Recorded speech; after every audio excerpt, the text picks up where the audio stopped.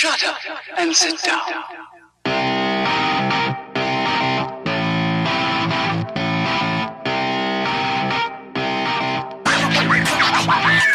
You ready to travel to a galaxy far, far away?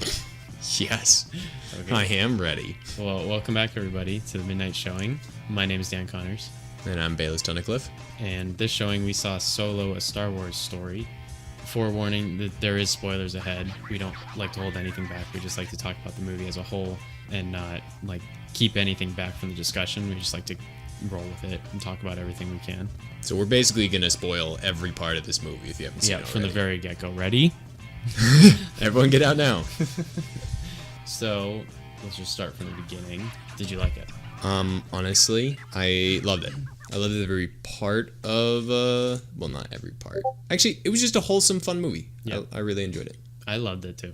Like, Yeah. I was really surprised. I went into it thinking, like, I don't know what I really went into it thinking. I thought I'd like it, but I didn't think I'd like it nearly as much as I did. Mm-hmm. I went into it just being like, okay, maybe we don't need...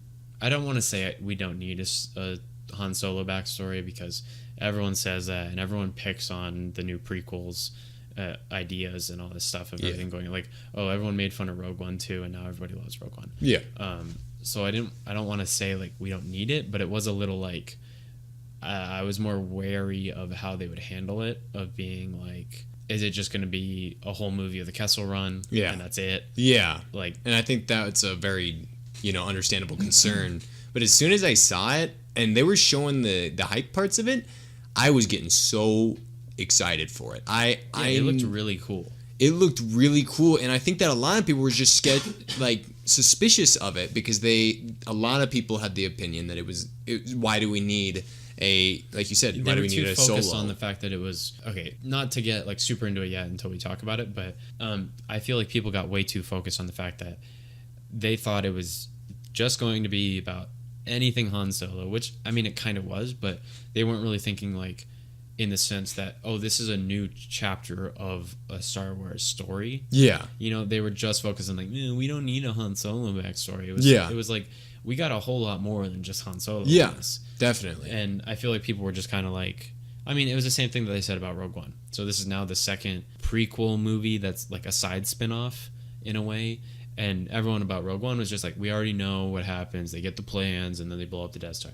But like, you look at Rogue One and we learned so much more about that whole plan that wasn't written when the first idea was even pitched. They were just like, they stole the plans. That was it. It was just a throwaway line. And they made a whole freaking movie about it.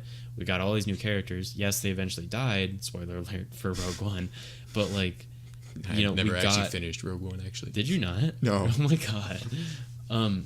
We got this whole other beautiful story out of it, and it's the same thing as this one. It's like, you can poke fun and be like, do we really need it? Do we really need it? But in reality, any end, it was movie awesome. that is made with the cinematic quality of Disney movies, as well as the Star Wars just rich backstory. I mean, honestly, these movies are great because they're so expansive. They have so much care, passion, and a lot of people working on it who are just loving what they do. yeah, So and that's what I heard about this one, is that it was just like, it's just a throwaway money grab idea, but they take Star Wars seriously. yeah, Like, and I'm really glad they're giving it the respect it and deserves. People thought with this one that it's like, they're just making a throwaway because now Star Wars is popular again, so they're just throwing away like, oh, what's a character that everybody loves? Han Solo, make a story about him.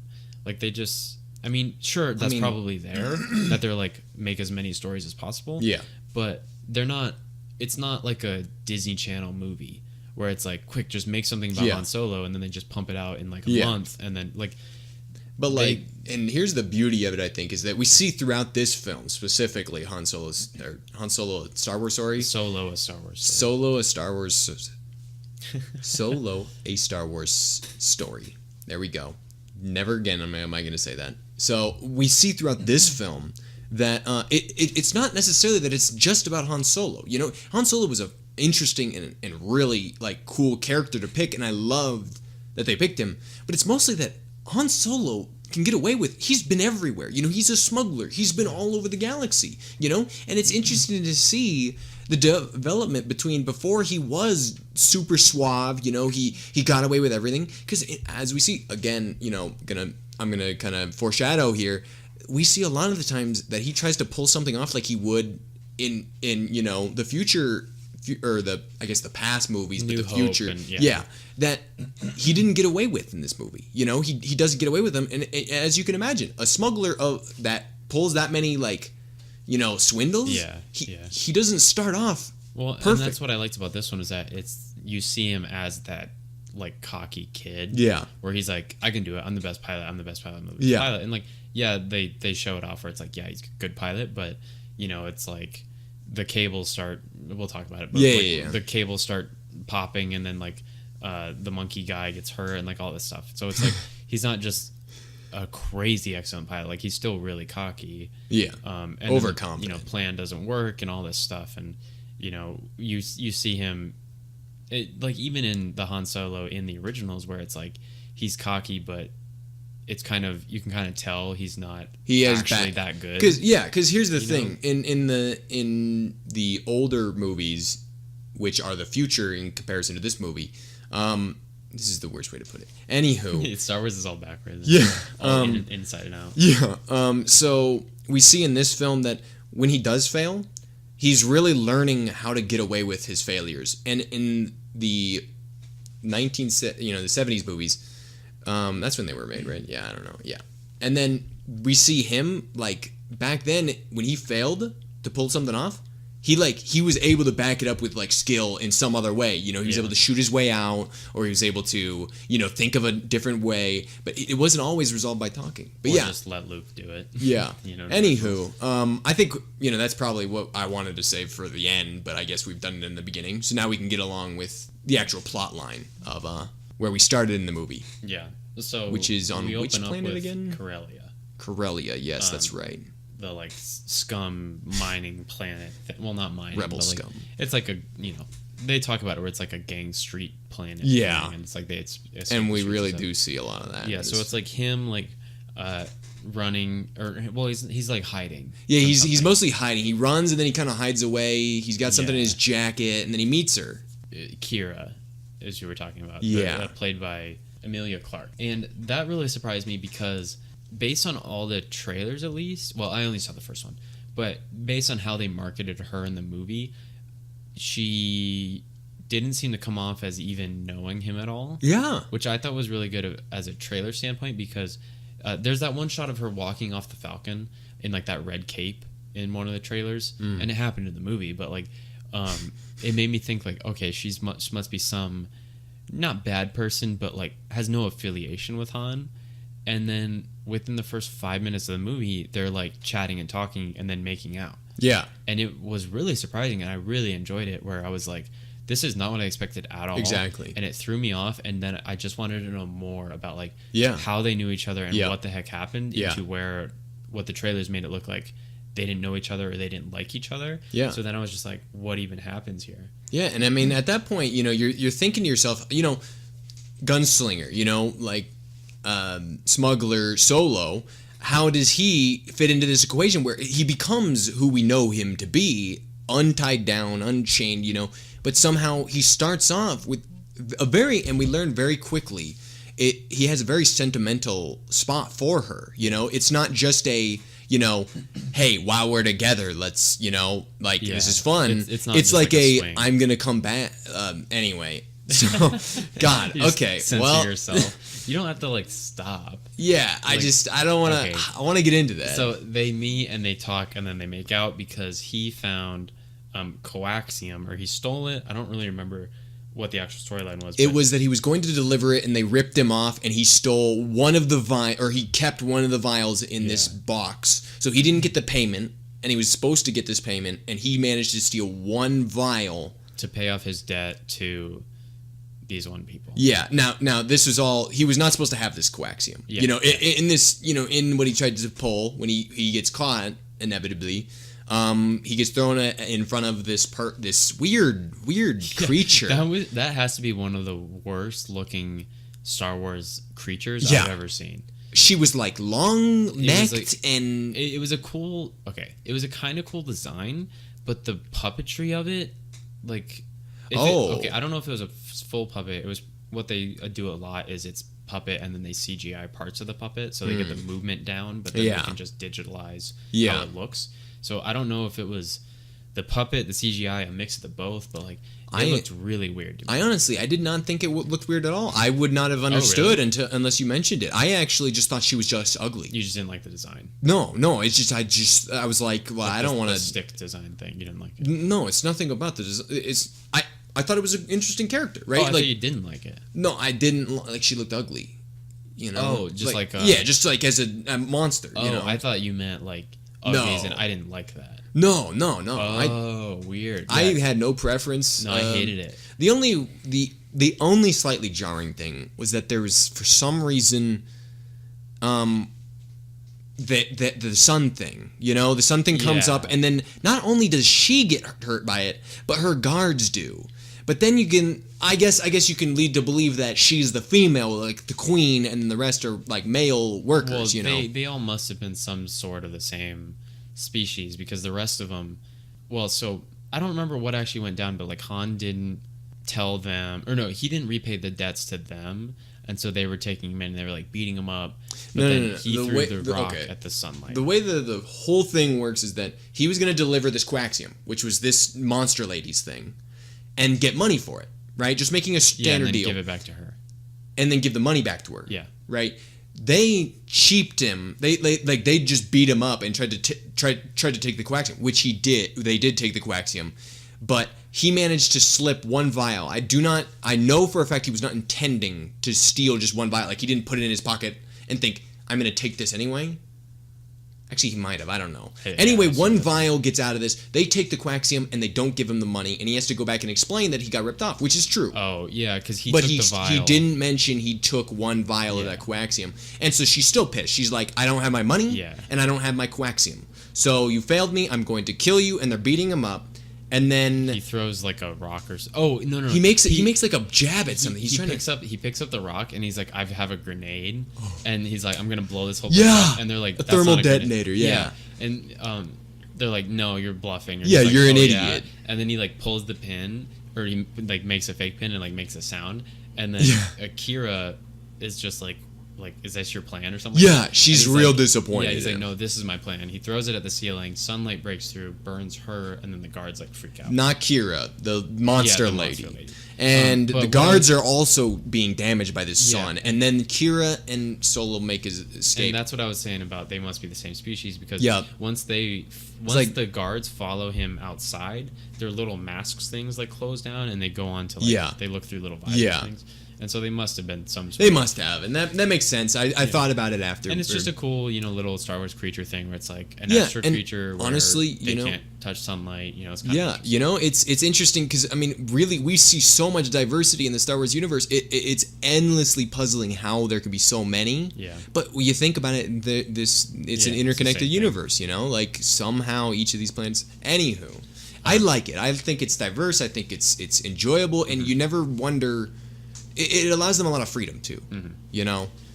So the guards chase down Han and Yeah. Kira, And a really long speeder chase. Yeah. which was really awesome. The cinematography on Oh. that speeder was so cool because they had it like almost like a GoPro dash cam. Yeah. but it was steadied. Like they had a steady cam Yeah. on it. But it was on the hull of his speeder, but it was like a steady cam, so it didn't wobble at all. So it was smooth. You just saw a flat plane of their speeder going, and then like stuff happening all around. It was beautiful. so I cool. loved the scene. It was fun. Yeah. It was exciting. It was the greatest way to start it off. You're given Yeah, just 'cause like it this gives him tad bit that- of exposure. It gives him that little bit of like, wow, he actually is really good at Yeah. piloting. Yeah, exactly. Which I mean, we'll get into it, but I feel is one of the only times you ever see him as a good pilot, like up interesting. until the Castle Run. But there's a part where they kind of bring mention to it, and it doesn't really make sense. But the full chase scene was awesome and like beautifully shot, but it was a little long for me. Oh, really? Yeah, it got to a point where I was like, okay, like how are they not at the airport yet? Because like they're chasing all around, and like okay, there was a cool scene. It was in the trailer where he like does the little Yeah, swoop he double does. back thing. Yup. And then I was like, okay, that's from the trailer, so it's like maybe it's almost done. Like he's gonna kind of that. I thought that was gonna be a first move, being like, wow, he's really good, and he's gonna throw him off the scent or something Yeah. like that. And then it's like they're still chasing, and they're still chasing, and then they let the dogs out, and then he like, or no, first he does the side thing, like he tips on the side. Yeah, there's a very narrow Yeah. alley, And and it's like they're still she's like, chasing. you're not gonna make it. They tip on their side. Yeah, and that was the end of it, but it was still just kind of like it got a little long for me. I really didn't even feel any sort of tugging at my attention. I was just enthralled. It was such a fun scene, especially when they I got reeled back in. I'm like, I could go for another hour of this if you Well, keep doing stunts like that. Yeah. Where I could have if it wasn't for they already added the plot point of we need to get to that airport. So in my Yeah. head, I'm like, okay, they're going to that airport, and you could see it in the distance, and then it's like chase for like 10 minutes, and then it's like they're still not at that airport. Like if it was just if it was like we're running away from this guy, Yeah. I wouldn't have even thought about it. Yeah. But they were like, we need to get to the airport, so I knew there was a thing happening that they needed Yeah. to get to. Honestly, it felt very natural for me. Like when they were going around, how often can you escape somebody? Let's Well, think yeah. about it. You know how it's so silly how sometimes a chase scene just ends. It's like, what do the bad guys just say? Well, we tried, and then they go home. Like, come on, And I'm not saying to me because in this situation, it would have been that was a slick move. Anyone, Oh, yeah, the out of, side and, tip yeah, thing. no one. Well, not that one. That one was like a little greedy, But I mean, it was the only thing he could Well, do. doesn't that happen in the originals? He does a little side tip thing because the Falcon does that all the time. Oh, where yeah. they do a little maneuver. So I want to say there's a part where he does it in the Falcon. There's probably 100 times that he does it in the Falcon. Yeah, well, they do it a lot because like I think Rey does it in Force Awakens too. Yeah, Like, it might they do a have lot. been another callback. So it's kind of like the origin, and that part was funny too. Wait, was that the part where he said some guy showed me how to do this? Yeah. Yeah. So he says Yeah. some guy showed me how to do this. Yeah, he and was like hell but of he a- died. He was a hell of a pilot, but he died. And I don't know if she said something, but he was like, and he died doing this. Yeah. And then he yeah. does it. Yeah, and then he does it right then. Yeah, That was awesome. That part was pretty funny. See, and that shows us shows the more cockiness. again of the character that we learn to love. Like he gets away with it because he's not afraid of death. He's one of these guys who you kind of figure, and also he's a little lucky. He's got some luck to him, and but half of luck is just seeing opportunity. Most people say luck, and some people say preparedness and when preparedness and opportunity meet, that's what luck is. But anyway. Yeah.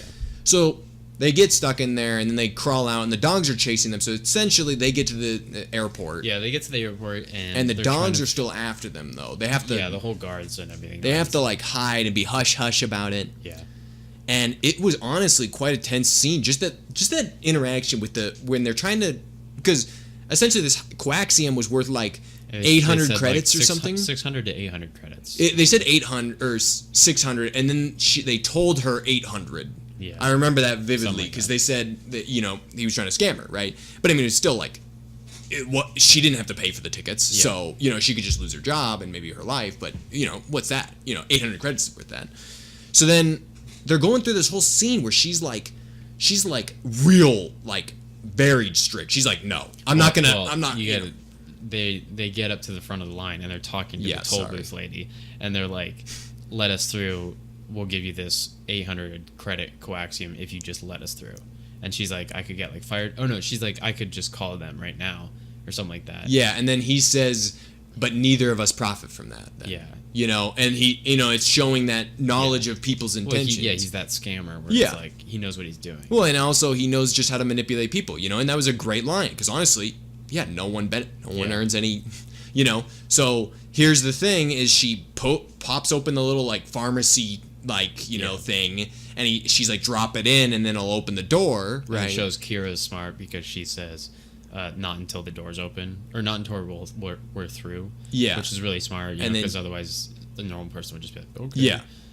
Um, So then Han is just trying to kind of woo, or not woo, but convince Kira to let it go and just say like, Yeah, 'cause let's we just need to go. get it go, like just put it in, because Kira has it at this point. Yeah. And then they're so close to them with the dogs and all that chasing them that she just puts it in and she opens the door, and Han makes it through, and this is where the door closes right after him. She how I took it was that the door lady shut the door once one of them was through. No, it was the alarms.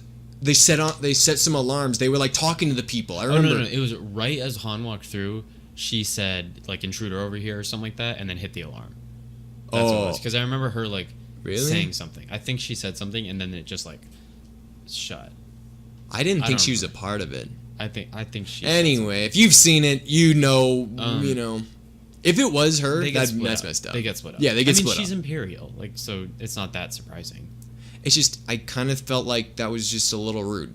Like they just gave her 800 credits for all she knows, and Yeah. the tickets are only worth 250. I don't know. Anyway, they get split up. They and get then split it's up. a big sad scene where he's crying and saying, like, Yeah. "I'll come back for you." yeah, and he's all that slamming stuff. on the door, and she's like telling him to get the hell It out was of there. pretty well acted too. It was very well. By, I loved. What's his name? It's Alden Aldreich or something like that. Yeah, it's something German, right? Alden or Ehrenreich. Yeah. And by the way, let's talk about this real quick. I loved the casting on this. I thought they got a great people guy. gave him kind of crap at first, but it's like in the end he landed. Oh, I thought, I don't know, some people disagree, but I thought he landed the mannerisms of yes, Harrison Ford. yes, Of how he would deliver. There were a couple lines where like I was like, ooh, that's not really a Han thing to say. Like it was he got a little more Spider-Man in some parts of like, you know, Peter Parker really quips like a whole lot when he's fighting, and I think there was a couple where they pulled that on Han, like he turned a little Spider-Man. yeah. He might have done But that a little bit. overall, I didn't notice he's it. still like, I still looked at him and was like, that's a young Han Solo. Yeah, Like and I the mean, way if you he's think talking about and it, all that stuff. this is a young Han Solo. You know, this is It's not Harrison Ford. You know, he's not aged. You know, he hasn't been through what the galaxy spat him out as. You know, so really at this point, he's youthful. You know, he's only Yeah. ever seen Corellia. And, You know, and that's what I heard. I heard a couple of reviews where they were saying their biggest gripe was that they wanted to see a way more dark Han Solo, of the gritty smuggler side of him, of being like how he was kind of like he became the kind of badass smuggler we see in like New Hope.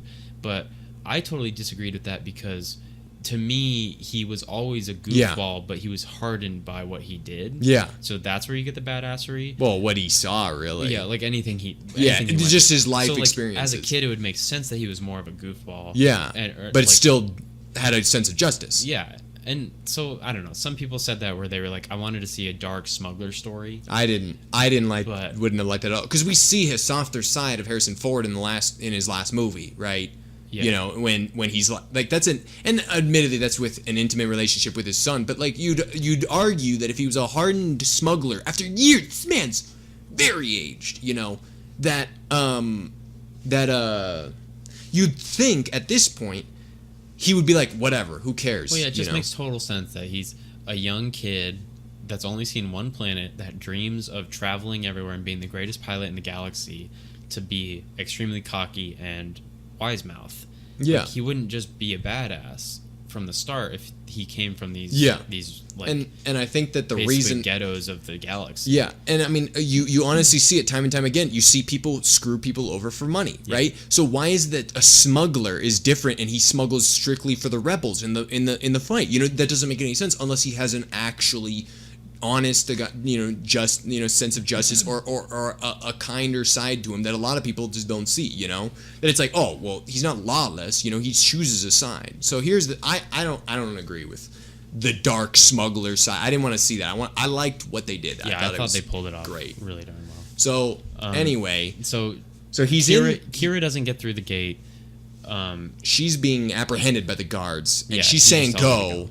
So he grabs some guy's cloak real quick, and he grabs another boy's like hat and then puts it over, and he's sitting in like right by some like He's just hiding by some stuff. yeah, some cargo, and he's getting really afraid, right? And I think like they're about to come up to him, and then they smack some like they're like getting some hobo or they something. just grab some other guy. Yeah.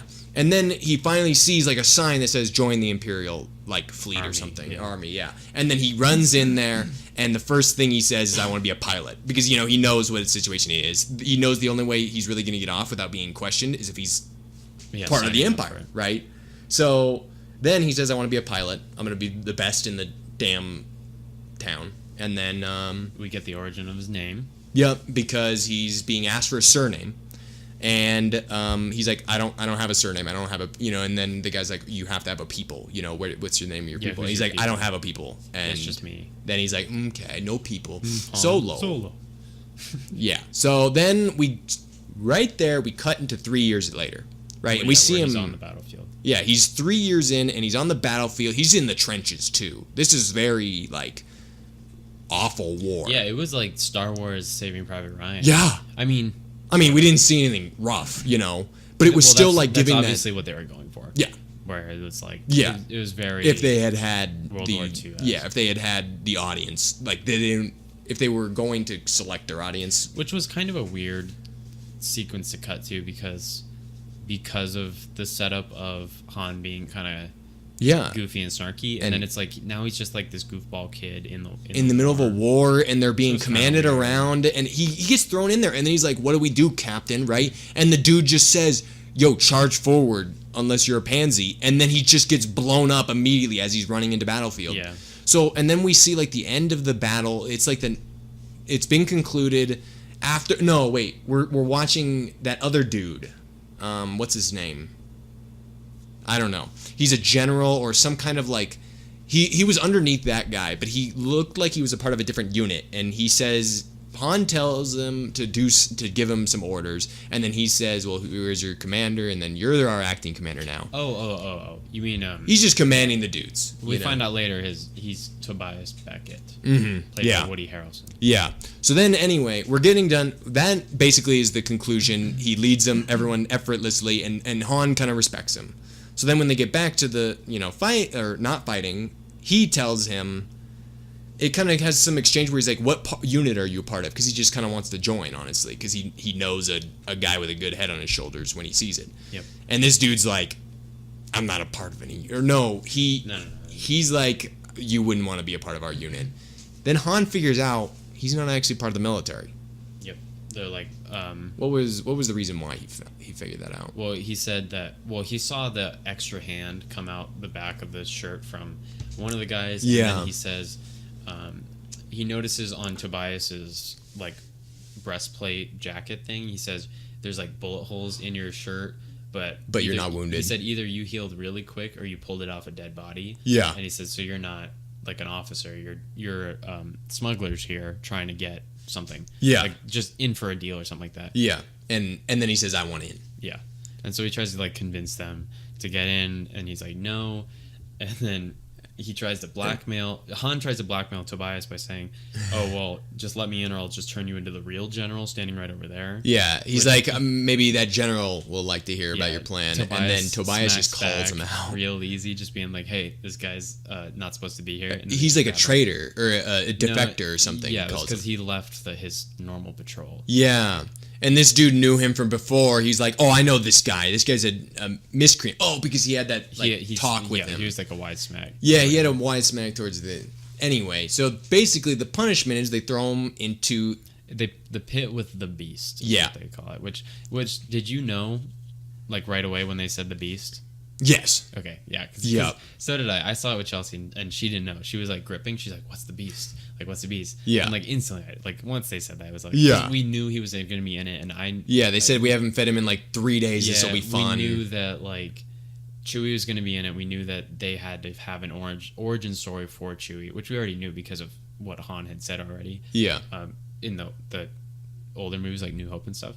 But yeah, I knew from the start. Yeah. But oh boy, did they handle that sequence Oh. amazing. It was beautiful. Like, and none of it was really weird, abstract. There was seemed that like one it was part- very real. there was that one part where Chewie throws him right into that beam. Yeah. Where he definitely broke his back.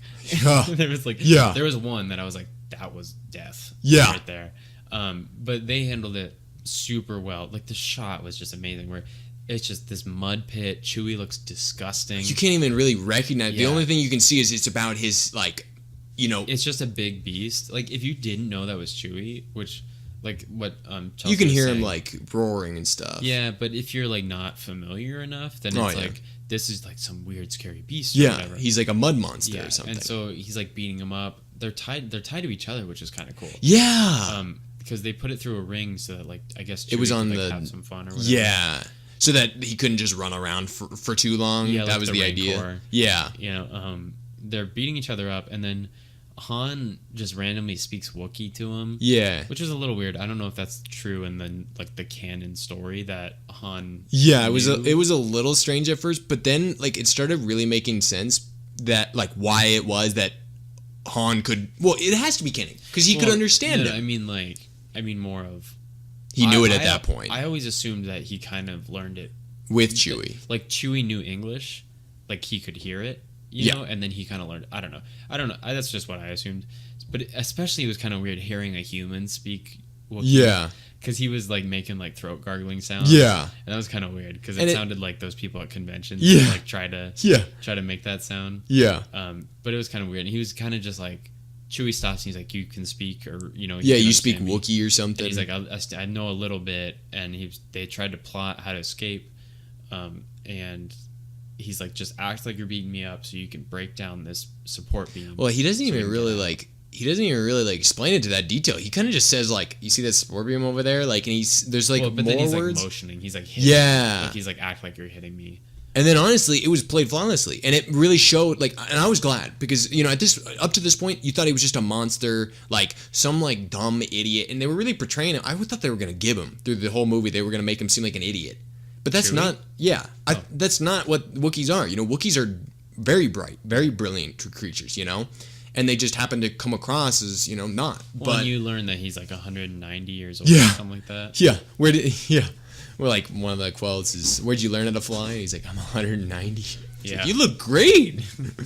But yeah, so then they collapse this support, and then the whole thing falls in, and these two idiots who are just like eating up, they're like, "Oh man, he's getting wrecked down there. Oh, this is awesome," Yeah. Then they just fall through, and then they get beat up. Yeah. And then it's so funny because Chewie just tears this guy's arms off, and then he says, "Great, that was the one outfit, or like the one You're outfit that." thinking of a different part. Oh, right, really? That happened when they are on the mining planet. Okay. No, with that part, they just escape. Like, they just run away. Oh, okay. 'Cause the funny part with that was that Han's like this way, and then Chewie just runs a completely opposite Yeah. direction, and then yanks Han. Yeah, and Han's being like dragged until Yeah. he finally catches like a Yeah, and a he pole. catches on to something, and he's like, "Listen, like you have to go with me. Like I know people that can get us off this planet right now. Yeah. So you have to like listen to me." Yeah. which was good, because he was trying to 'Cause- say like, Yeah, I'm trying to get with these raiders to get us off. and it made sense because at that point, yeah, they hadn't fed Chewie in like 3 days. He'd been stuck down there for God knows how Mm-hmm. Yeah, long. he's just panicking. Yeah, he probably just didn't even. He was like, freedom, thank God, But like, Han is the cool, collected one that gets them out of trouble, and Chewie's the muscle, the guy who's reliable, who always comes through, but doesn't necessarily know the perfect way to get out of every situation. And it really highlights that dynamic when they get there, and then they keep flying away, and we jump into the cockpit. So they're on Chewie and Han. I need to explain better. Chewie and Han finally find the vehicle that they're taking raiders away. are taking off. Tobias is like Tobias, flying up. yeah. And so they're flying up, and he clearly waves them, and they see it, and I think that they can see from it stops for a second, and then he's like, nah, and then he just starts flying back up, and then the pilot's like, we Yeah, could he's really like- use a Wookiee. Yeah, the strength of a Wookiee or something like that. Yeah. You never know when a Wookiee's gonna come in hands or something. Yeah, and then he just says like 19 different things, like oh, you'll never get a better sleep. That than monkey guy was awesome. Yes. I loved that character. I Like, did too. They did real well with him, where he was, like I said, with the Spider-Man thing, like he had some really good quips. Yeah, and like he but he was definitely one of those guys who like. It could have been done wrong. He Yeah. could have been that just like He could have Jar been- Jar yeah, I was Binks, gonna say Jar like Jar. very quippy, and you just didn't want to hear anything out of him. You like shut your damn It mouth. was really good writing. Yes, as to it was the really jokes good. of it, because it felt like he was almost one of the audience members. Yeah. Where he's like, we should probably have a Wookiee with us. Yeah. and like we should probably keep them with us. Yeah, like he's driving along the plot, but also he's just making sense. Really Like good writing. like if any of us were in that position, that's what we would be saying.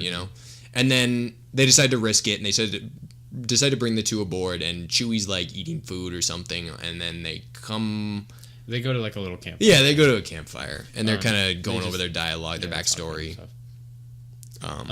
The main thing is they make a deal between Han and Chewie as like a group to make a big coaxium deal to steal some coaxium. Well, it was that they were on the already train. going to do the coaxium deal. It's Yeah. just now that they But they made the they deal brought with them Han. in on the deal. They brought in Han and Chewie to do it with them. Yeah. And so we go to the train sequence where we're learning about how there's this train carrying a whole ton of coaxium, and they're gonna try to steal like one carriage thing of it. Yeah, And so it's like a whole thing where, one car of Yeah. the train. which that part was, whole thing was really awesome. Yeah, it was really cool we because it was saw some going of on it- like an angled. Yeah, because it was going so fast, it had to go around the mountains Yeah. and all that stuff. We saw some of it in the trailers of them fighting on it and all this stuff. The snow troopers or whatever they were, they had those boots that like locked. through Yeah. it. That was awesome. That whole like, Basically, their whole plan is just that they fly the vehicle over the train car after they take out the resistance on the train, which is the snow troopers. yeah, the snow trooper guys come onto the train, and there's a whole fight about that. Yeah, and then Chewie and Han are the dudes who break the train car from the rest of the train. Yeah, they dropped the back end of it. Yeah, well, both ends. No, well, not yet. They break Well, the back. the overall goal. What I'm saying is the overall Oh, goal. oh. They pop this one car out. The plane picks it up, and then for some reason they're dead set on killing the rest of the coaxium, so that they can get away or something. Because they have the bomb set up so that because it's going into like the big mountain refinery or whatever. Yeah. And they want to blow up the train track before it gets there, so that the rest of the train just falls down. Well, it's so they could get it off the rails. I don't. Oh yeah, you couldn't disconnect I think it. You Yeah. can't pull straight up. Yeah, you couldn't disconnect it because it was a So- double-sided train. So what they needed to do is they needed to blow it up so it slid off right as they Yeah. pulled it up. Yeah. Um, So then, I loved that whole scene. Let's just talk about the scene because I thought it was just a very dynamic scene. It was very beautiful. interesting. like It was gorgeous. Yeah. that whole part. I mean, like I wasn't even pulled away from like that CGI. That CGI. Like I don't want to say it was gripping because I wasn't like on the edge of my seat during it, but it was very like I didn't really know where it was going, and it was just really interesting as to what was happening after what. Yeah. Because they had to get the cable set up, and then There were like, definitely a lot of moving parts. yeah, and Han and Chewie had to disconnect it, but then it went around the side, and so they had to like That flip was in, so cool. And then Chewie's like falling off the edge, which oh no, Chewie's gonna die. Yeah. You know, we're never gonna see Chewie again. And during this whole scene, by the way, I want to mention Han and Chewie. As soon as they're like on and they're on to the deal, right? They're caught on board where they're kind of like, yo, for like now, let's just like kind of ride this one out. We'll get credits enough to both go our own ways if we Well, want. he wanted to get the ship to go back to Corellia to get. Well, yeah, that's what he wanted the money for. But he's basically telling Chewie, he's like, let's just stick this just stick with me. the job, and then we'll deal. We'll split when we need to. Like we'll ride this out, and then we see throughout this scene, especially, Han's the one. Chewie's about to die, and Han's the one who slides over or runs over or risks himself and grabs him and helps him out.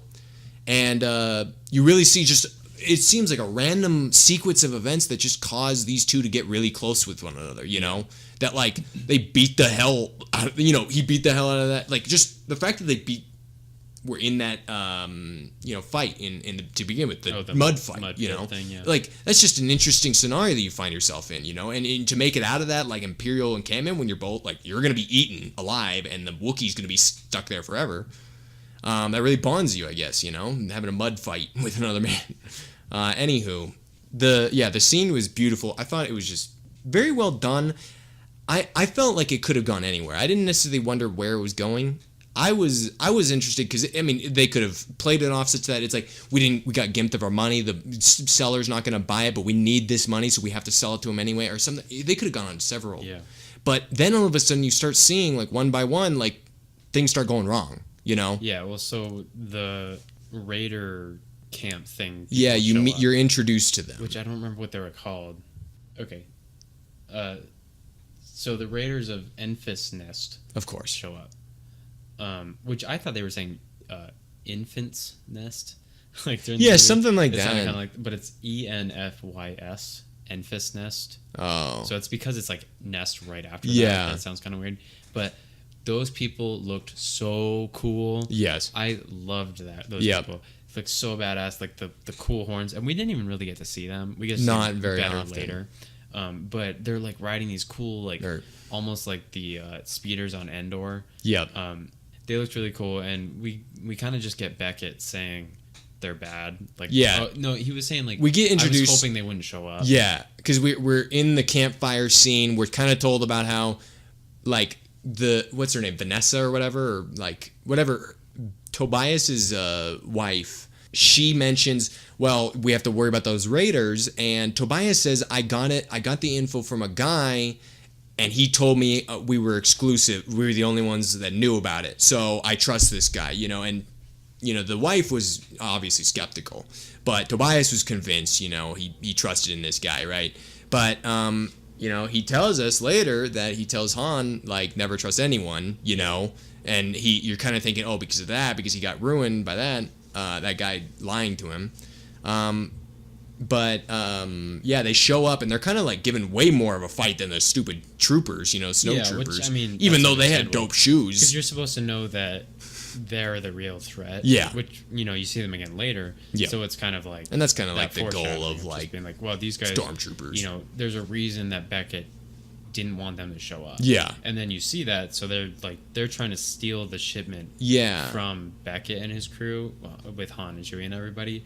And so they're like unclipping the cords and they're shooting at everyone. And one of them gets on the thing Yeah, and hurts the monkey guy who's flying. Which he gets shot, and so this is Han's big break to go up and show how good of a pilot Yeah. he is.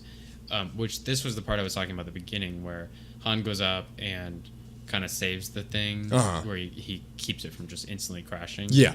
Which this whole time, by the way, too, her name's Val. Val. Beckett's wife.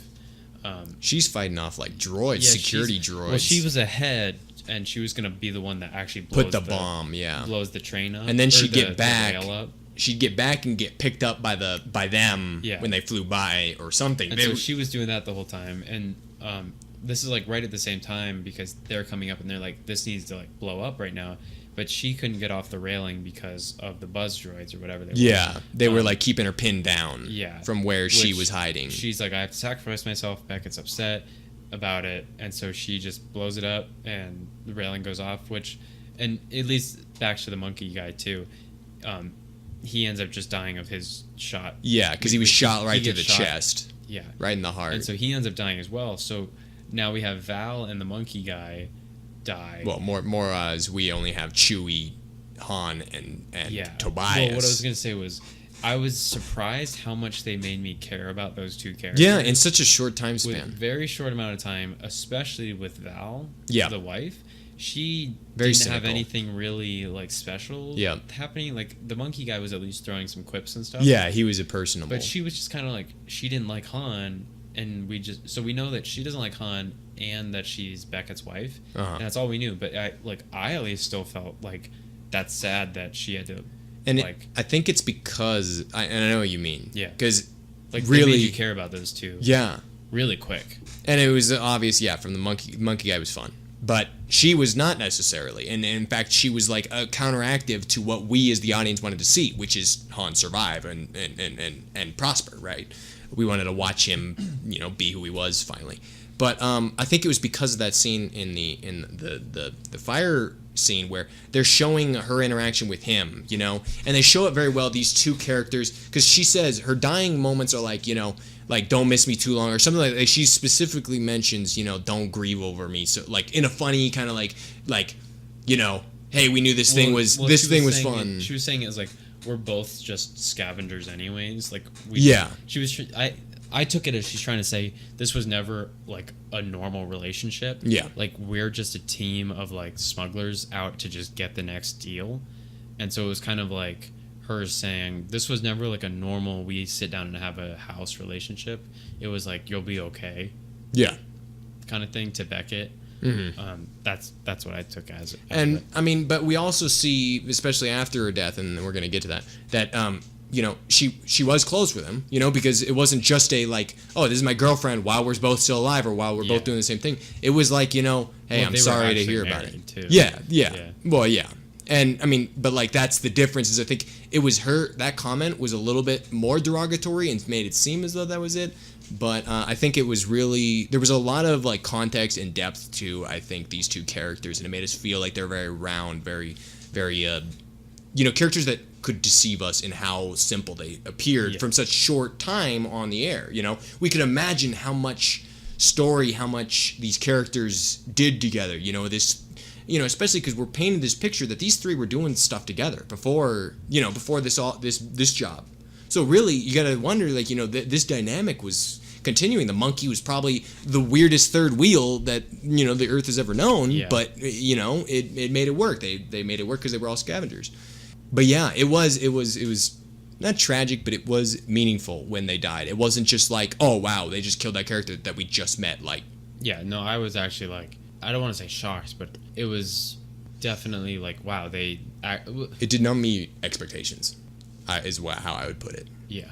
You expected something different. Maybe not, to see them again. I definitely didn't think the monkey guy would die. Yeah. I thought he would just get shot and then Han would have to show his piloting skills.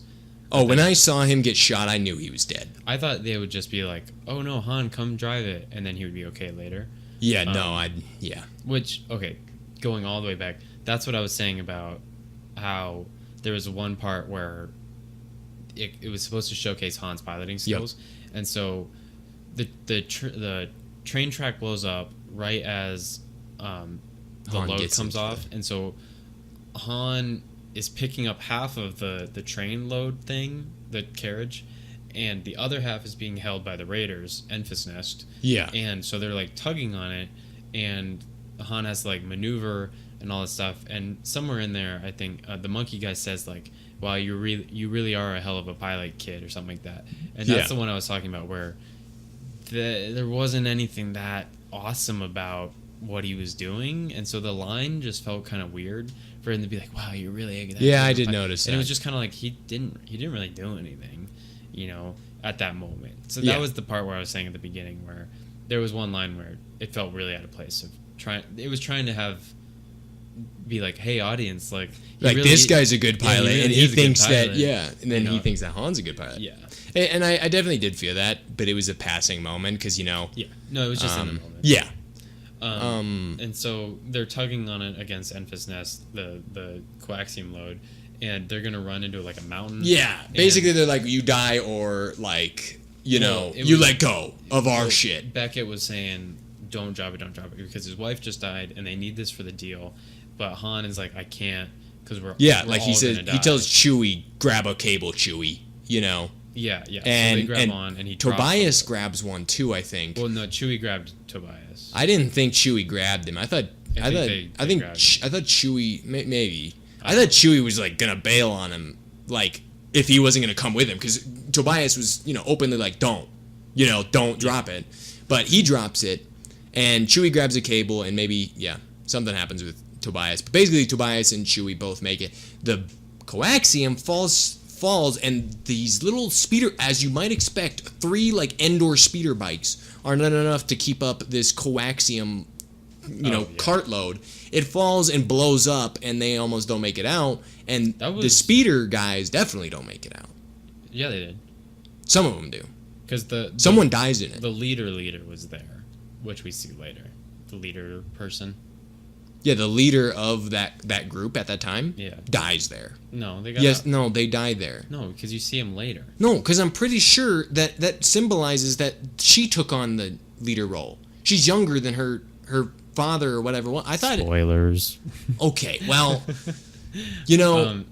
no, I took it as no. Because I'm pretty confident that the leader died there and she replaced him. She said I had to take the mantle. Yes, like doing something else. I take the mantle. Something else, not that. No, because the whole story was that she their whole family has always been fighting for the resistance. Yes, and they died there in that coaxium fight. I'm not buying that, dude. No, 100%. I know this to be true. I'm not buying. Let's move on though. Let's move on. I'm not buying that. I don't care if you're buying it. Let's just move on. No, I think she got away again. I think one thing, you think another. So let's move on to what happens next. Okay, the explosion was cool. Yeah. It was a little weird. Like, in a way, it was a little weird. But I think it was just supposed to show the, like, raw power of it. where Yeah, I don't it even was like remember this it, honestly. implosion, and then the... It had weird like, effects coming. on the visuals, I It think. was cool. So then, basically, Tobias is like, you idiot. There's a reason I told you not to drop it. And that's because... He owes money to... well, he owes that coaxium to...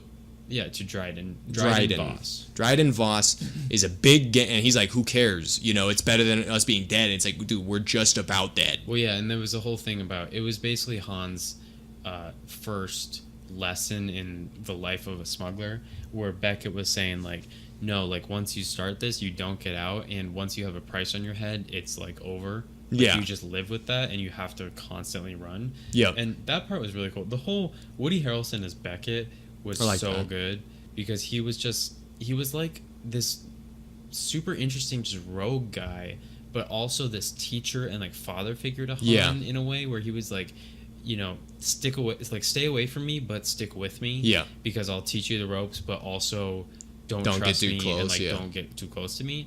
And it was super interesting, like, how it, like, And he didn't teetered even back and explicitly forth. state, like, don't get close to me. Don't trust me, though. You know? He was saying, don't trust anyone.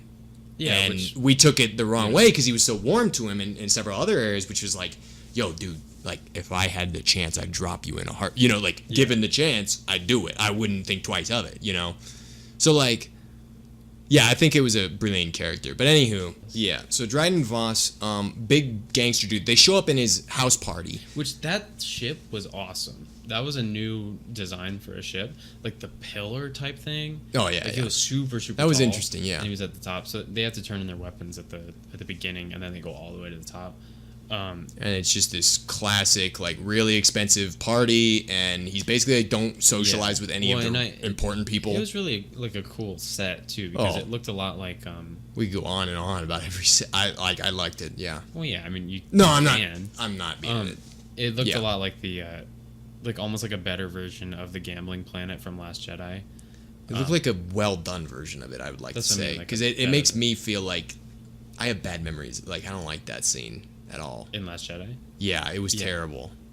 You But know? I mean, that's what I mean. It was kind of like a small version of that. Yeah, I think it was really reminiscent of it. Yeah. Well, Anywho, so he meets Kira again. yeah, and he's like, wow. Yeah, she shows up there, and he's like shocked because he's like, Yeah. This whole time he was trying to get a ship to go back to Corellia to get her. Yeah, and that comes now up she's with numerous times. We haven't been covering it, but you know, he's always like, I need to get back to Kira. You know, that's why. And so to see her here was actually I didn't expect it.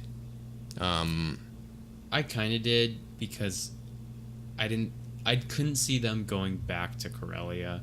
I thought they'd hear about her being dead. That's what I thought. Well, I knew she didn't because of the trailer scenes. I didn't see anything more than the one with the Kessel Run. That was all I really watched. All I remembered, honestly. So basically, we find out that not only is Kira here, but she's like buddy Yeah, with she's working with Dryden. Dryden Voss. Dryden. Right? Dryden Voss. Dryden Voss. I just coagulated those two Dryden. names together. Dryden. Um, So they get into the meeting, and Dryden comes across. Dryden comes across as this like very kind of he fun was dude. so cool. yeah. He I liked was him. the best villain I've seen in a long time. I loved Second him. best. No, I don't know who. I Nope. can't remember who. best. Any I disagree. Homecoming. Tell me that was not. I liked him. Michael Keaton. Yeah. Yeah. No, Paul Bettany as Dryden Voss was so good to me because he was that He perfect, played a very good. he was that perfect blend of. I was telling Chelsea about this. He was a perfect mob boss to me. Yeah. Where he turned the light switch between. He was such a warm person. Yeah. He's like, guys, welcome. Like, how are you? How was your journey? Have a drink, Like, how you was know? it? And then he's like, where's my coaxium? Yeah, because if you don't Yeah. have my coaxium, I'm gonna Yeah. have to kill you. I mean, It was there's so no other way good. around it. That's just what He I'm. did it so well. It was brilliant, and he didn't even say kill. He said, "I'm gonna have to have my guards shoot you in the head," you know, or something like Yeah, that. You know, well, he's like, it was like an active threat. The guards like immediately started pointing at him. You Yeah. know, and that's when we see, well, basically, Kira aids both Han and Tobias in convincing Dryden to allow them a second chance to get the same amount of coaxium. Because he said that they figure it out by saying, like, how can we get more coaxium, because the whole train he said, I'll do anything to make it up, and then he's like, I don't want. Saying that the only way to do it is to get unrefined coaxium, which they're like, how are we going to get unrefined? Well, they went into the details of it, yeah. No, I'm just saying, like, that's where it leads to in the next part, where they have to go to this new mining planet to get unrefined coaxium, and then get it to the later desert planet to refine it before it explodes. Yeah, which was really weird.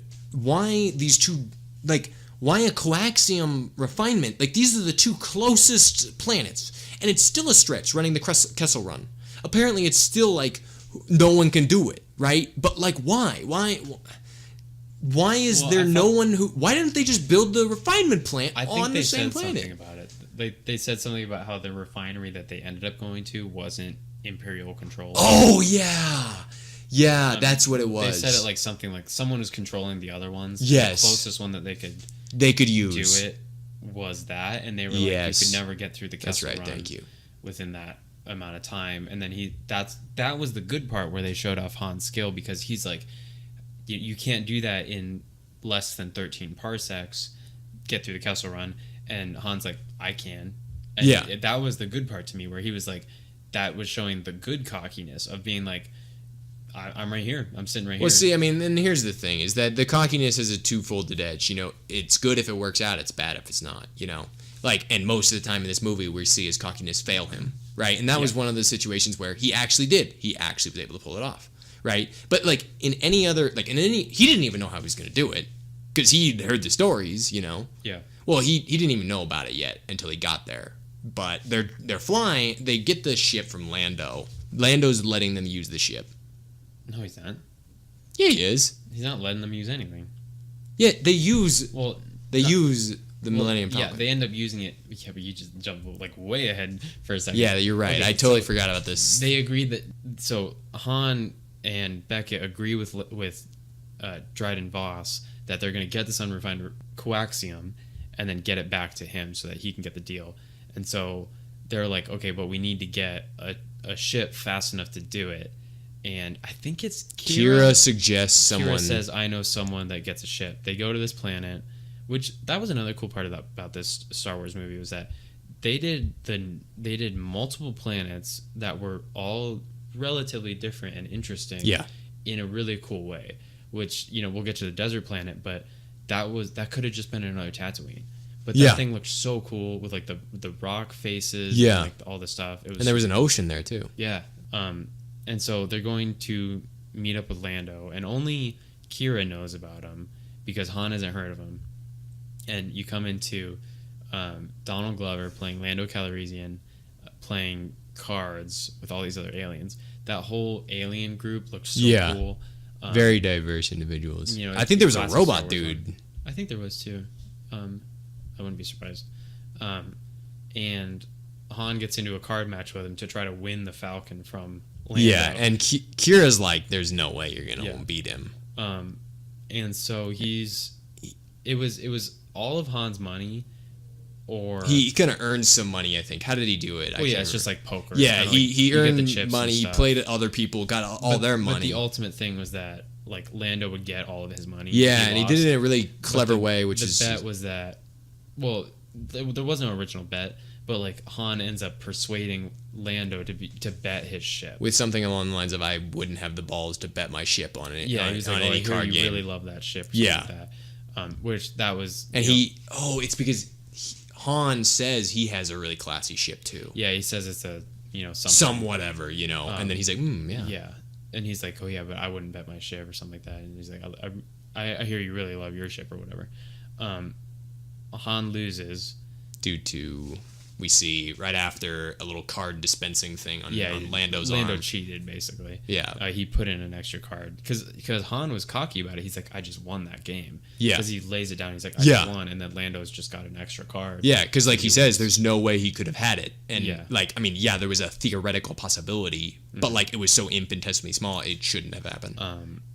But Kira talks to Lando anyways, and that's when Beckett shows up too, where he's like, "Get in on our deal," because like they all know each other, they know of each other. Yeah. Where Lando's like, "Oh, you're Beckett," they know each other as smugglers. And then they talk about Smugglers. their interactions. Basically, Lando gets in for Well, he was making 20% or Lando 15% wanted- of a cut. Lando wanted like 50 or something like that. Yeah. And then He's like 20. Beckett wanted like 15 or 20, and they agreed on haggled it. 25%, I think.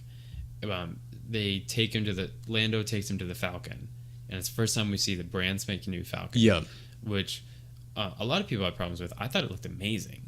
Like I didn't even really I heard notice just a it. lot of people were like, I don't want to see a new Falcon. It's like, I like the normal one. It's like, but that's so cool. Of Yeah. course, if you're having an origin story for Lando and Solo, then you're going to have a brand new Falcon Yeah. because that was at the time where it wasn't completely destroyed. Uh-huh. You know, so Lando's taking the whole group to the Falcon so that they can go to get the Quaxium. And so they fly to this mining planet. I don't remember what it was called. You're flying through like this It was really tunnel cool thing. looking. Oh yeah, well yeah. First it was they were going And through. just quickly, they're explaining that no one goes into the void because the void has like just is like gas giants or something collapsing on each other. Is what they describe You it. could definitely tell too because it was like thick. Fog. Yeah, it was real weird. Yeah. And like There was, they like, explained it lightning like and monsters. And they were stuff. like they literally gave it right out. They're like, well, no one who's ever gone in there has ever come out. And then they're like, because what kind of world consuming like monsters could be in there? Mm-hmm. And it's like, well, why would you guess there's a world consuming monster in there? Like who just assumes that it's eating like planets in there? Like yum, Yeah. Like anyway, yeah. So then they go to the then they find I forgot about that part because that part was cool. Where it's the first time you see where they'll have to go through with the Kessel Run. yeah. And they're going all the way through. They see the mining planet. That thing looks really cool. As they're like, it kind of looked almost Jupiter-like, where it's filled like this gaseous giant. Yeah, if it But wasn't then actually a yeah, gas. and then it comes down onto their actual like where the mines are. And I don't know what I really expected, but I don't think I really just expected like humans. And then Yeah, I guess. they devise a plan. Oh my god, I totally forgot to talk about L3, Oh, the my. robot. Yeah. Oh no, I forgot about that. When they're meeting with Lando, they meet his. When they're about to leave, right? Yeah, he's going to grab L3, the robot, and she is screaming at the robot fights. Yeah. And we get. And she's like this freedom fighter. Like, you don't have to fight them. You don't have to do it for their enjoyment. Okay, I'm gonna scrub past this robot. Yep. Because I don't want to go all the way into it. I hated it. I hated that robot so much. She annoyed me to no end. I Like- thought she was like obnoxious, but like I didn't think she was unbearable. It was like every time she was talking, I hated the movie. Like I could not stand that robot. Okay, what did you think about the line though when they're talking as girls? Nope. I thought that was hilarious. Nothing. Like, because up to this point, I thought everything she said was just I didn't buy a shitposting. single thing because it was a robot. I'm gonna say that, and I get that's the whole point of the whole thing about that No! character. The whole What? point of that character is that it's a robot, and it's okay that it's a robot. Like, Why do you say that can't be a robot? But then C-3PO, apparently he's but C-3PO is not having like girl talks with Leia. just because CP3PO doesn't CP3PO. You know what? Look, all I'm saying is that C-3PO observes an intelligence and an awareness to himself that he knows enough about My human. main point with that robot was I didn't like it because it was too human. Which that point is. Do you remember K2SO? I think is what it was in Rogue One. Yes. The tall black Yes. robot where it was perfectly snarky, where it was like just enough where it was like it understood like human humor and like inflections of how to say like Yeah. snarky comments and stuff, but it was still like it was just a droid like in the end, and they just went over that where Yeah. he was like he even replaced his memories or something like that in Rogue One, or he replaced his memory chip into like a different robot or something like that. Like they drew the line where he's like he's a robot and he's a droid. Yeah, and you can but definitely he's tell also that he a doesn't humanoid. I think they brought- abstract himself into human Yeah, ideals. But with L3 with Lando, it's just like there's no line. That's just a human person, but it's just a robot. Who knows? Maybe Lando just- took some girl. No, and, I know. I just like I didn't like it because it was like I'm seeing a droid in the Star Wars universe, and I want that to be on some level a droid. if that makes sense. Like, it No, was I too definitely human. understand where It you're was going with talking too it, human. and It I'm trying to knew understand about- why I don't agree with you. It was talking way too human. It knew Well, I agree with you. I just didn't find it obnoxious at that level. I didn't. Nothing. I wasn't like, this is a problem. You know, it's just like, I agree with you entirely. Yeah. I liked that separation of droids and people. You know, it made sense. It was clear. And even when they told the line, it was well done. Except this time they threw away the line. They said the thing line's that I kept gone. saying was that, you know, the term like turn the dial to 11, like for like if you go the extra notch, you know, because the sound volume 1 to 10, Yep. but then you go to 11, it's really loud. I kept saying like if 1 to 11, like turning the dial to 11 was K2SO in Rogue One, for L3 in this movie they turned it up to like 27. Like they just cranked the knob up to be like, let's just make this droid like a whole human with like this crazy like big arc of like, and then getting into that the whole political thing with like Star Wars where she has to start a robot revolution, and how Like, I kind of like that though, because she did it like by accident. She's like, get the hell out of my way, you know? Like, she's like doing her job, and she's like, she takes it off of him, and then he's like, what do I do now? And she's like, I don't know, go do something else. God, I don't give a damn. Save your brothers. I don't, That's you know, jump off a cliff. Who do I care, you know? Because that's such a human thing to do, of just be like, if a human was okay, imagine if L3 was a human right there, and she just like knocked the droid, and the droid is like, well, what do I do? The human would just be like, I don't know, you're a droid, go do something. But like, it's a droid talking to a droid, and this droid has already been established, L3, to care about these droids because of the robot fights, where it just, even that was out of character, where she's just like, I don't know, go do something. No, I liked it because it was it just made like- it made sense. It You was know, droid on droid. She's already been established to care about them, and she should have been like, go do this, like go save them, and then release it. Anyway, even then I still hated Maybe, the I whole don't robot know. revolution thing, because it was just like, it I was didn't just need a it. gimmick, yeah. I didn't need it. It was like, we get she's a robot and she's supposed to have feelings and all this stuff, but it just I don't know. I mean, I guess they needed a reason for the whole planet, like mining area, to go nuts so they could escape, and that was a good way of doing it, to be like, the droids like become sentient, I guess, and then let everybody out so everybody goes insane. Yeah. I get it, but it's just like, I don't know. That robot just pissed me off so much. It was such a bother. It was so annoying to me every time it was on screen. I didn't feel a damn thing when it died. And then it got even weirder when it was like she was having girl talks with I just thought that was with Kira. Yeah, I thought that was freaking hilarious. She was like this total cocky, like, oh yeah, I'm pretty sure Lando is in love with me. I can tell. But it's just like, But it's a I just don't droid. feel that way. It's a droid. Like, it's not supposed to be like having those love feelings. And then she's like, Oh, she doesn't feel him. She just knows that this dude's yeah, but the part of being like, I don't know, I don't know if I feel that with him. That's such a human thing. The droid would just be I like, thought she was more dismissive, like, I mean, how can I be bothered to like It's- a man like that, you know? Come on, but this then, guy's a But then nerd. she references the fact that like they've done it, where she's like, how does that even work? No, she says And she's like- it works. That's what she says. They Yeah, haven't done okay, it. But that's She says it works. But I still didn't need that. I didn't need to know that Lando wants to bang the robot. I don't think he did. I just thought that But she she's saying she wants to, or he wants to. How does she know? She could be wrong about I like didn't humans. need a single thing about that. love story. I interpret it as she was also like a cocky girl, you know, where she'd be like, I know he's But after it's me. a droid. Look, okay, you know what? If droids aren't people, why are pets people? Okay. If you're gonna say pets aren't people, I'm calling PETA on you, right here, right now. It's a droid. Like, I can understand it if they're just like, I don't know. I don't even know where I was going with that thought. I just didn't like it.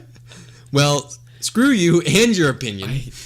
And then like, okay, she dies because she gets shot as they're escaping. Wait, what? And Lando's all upset.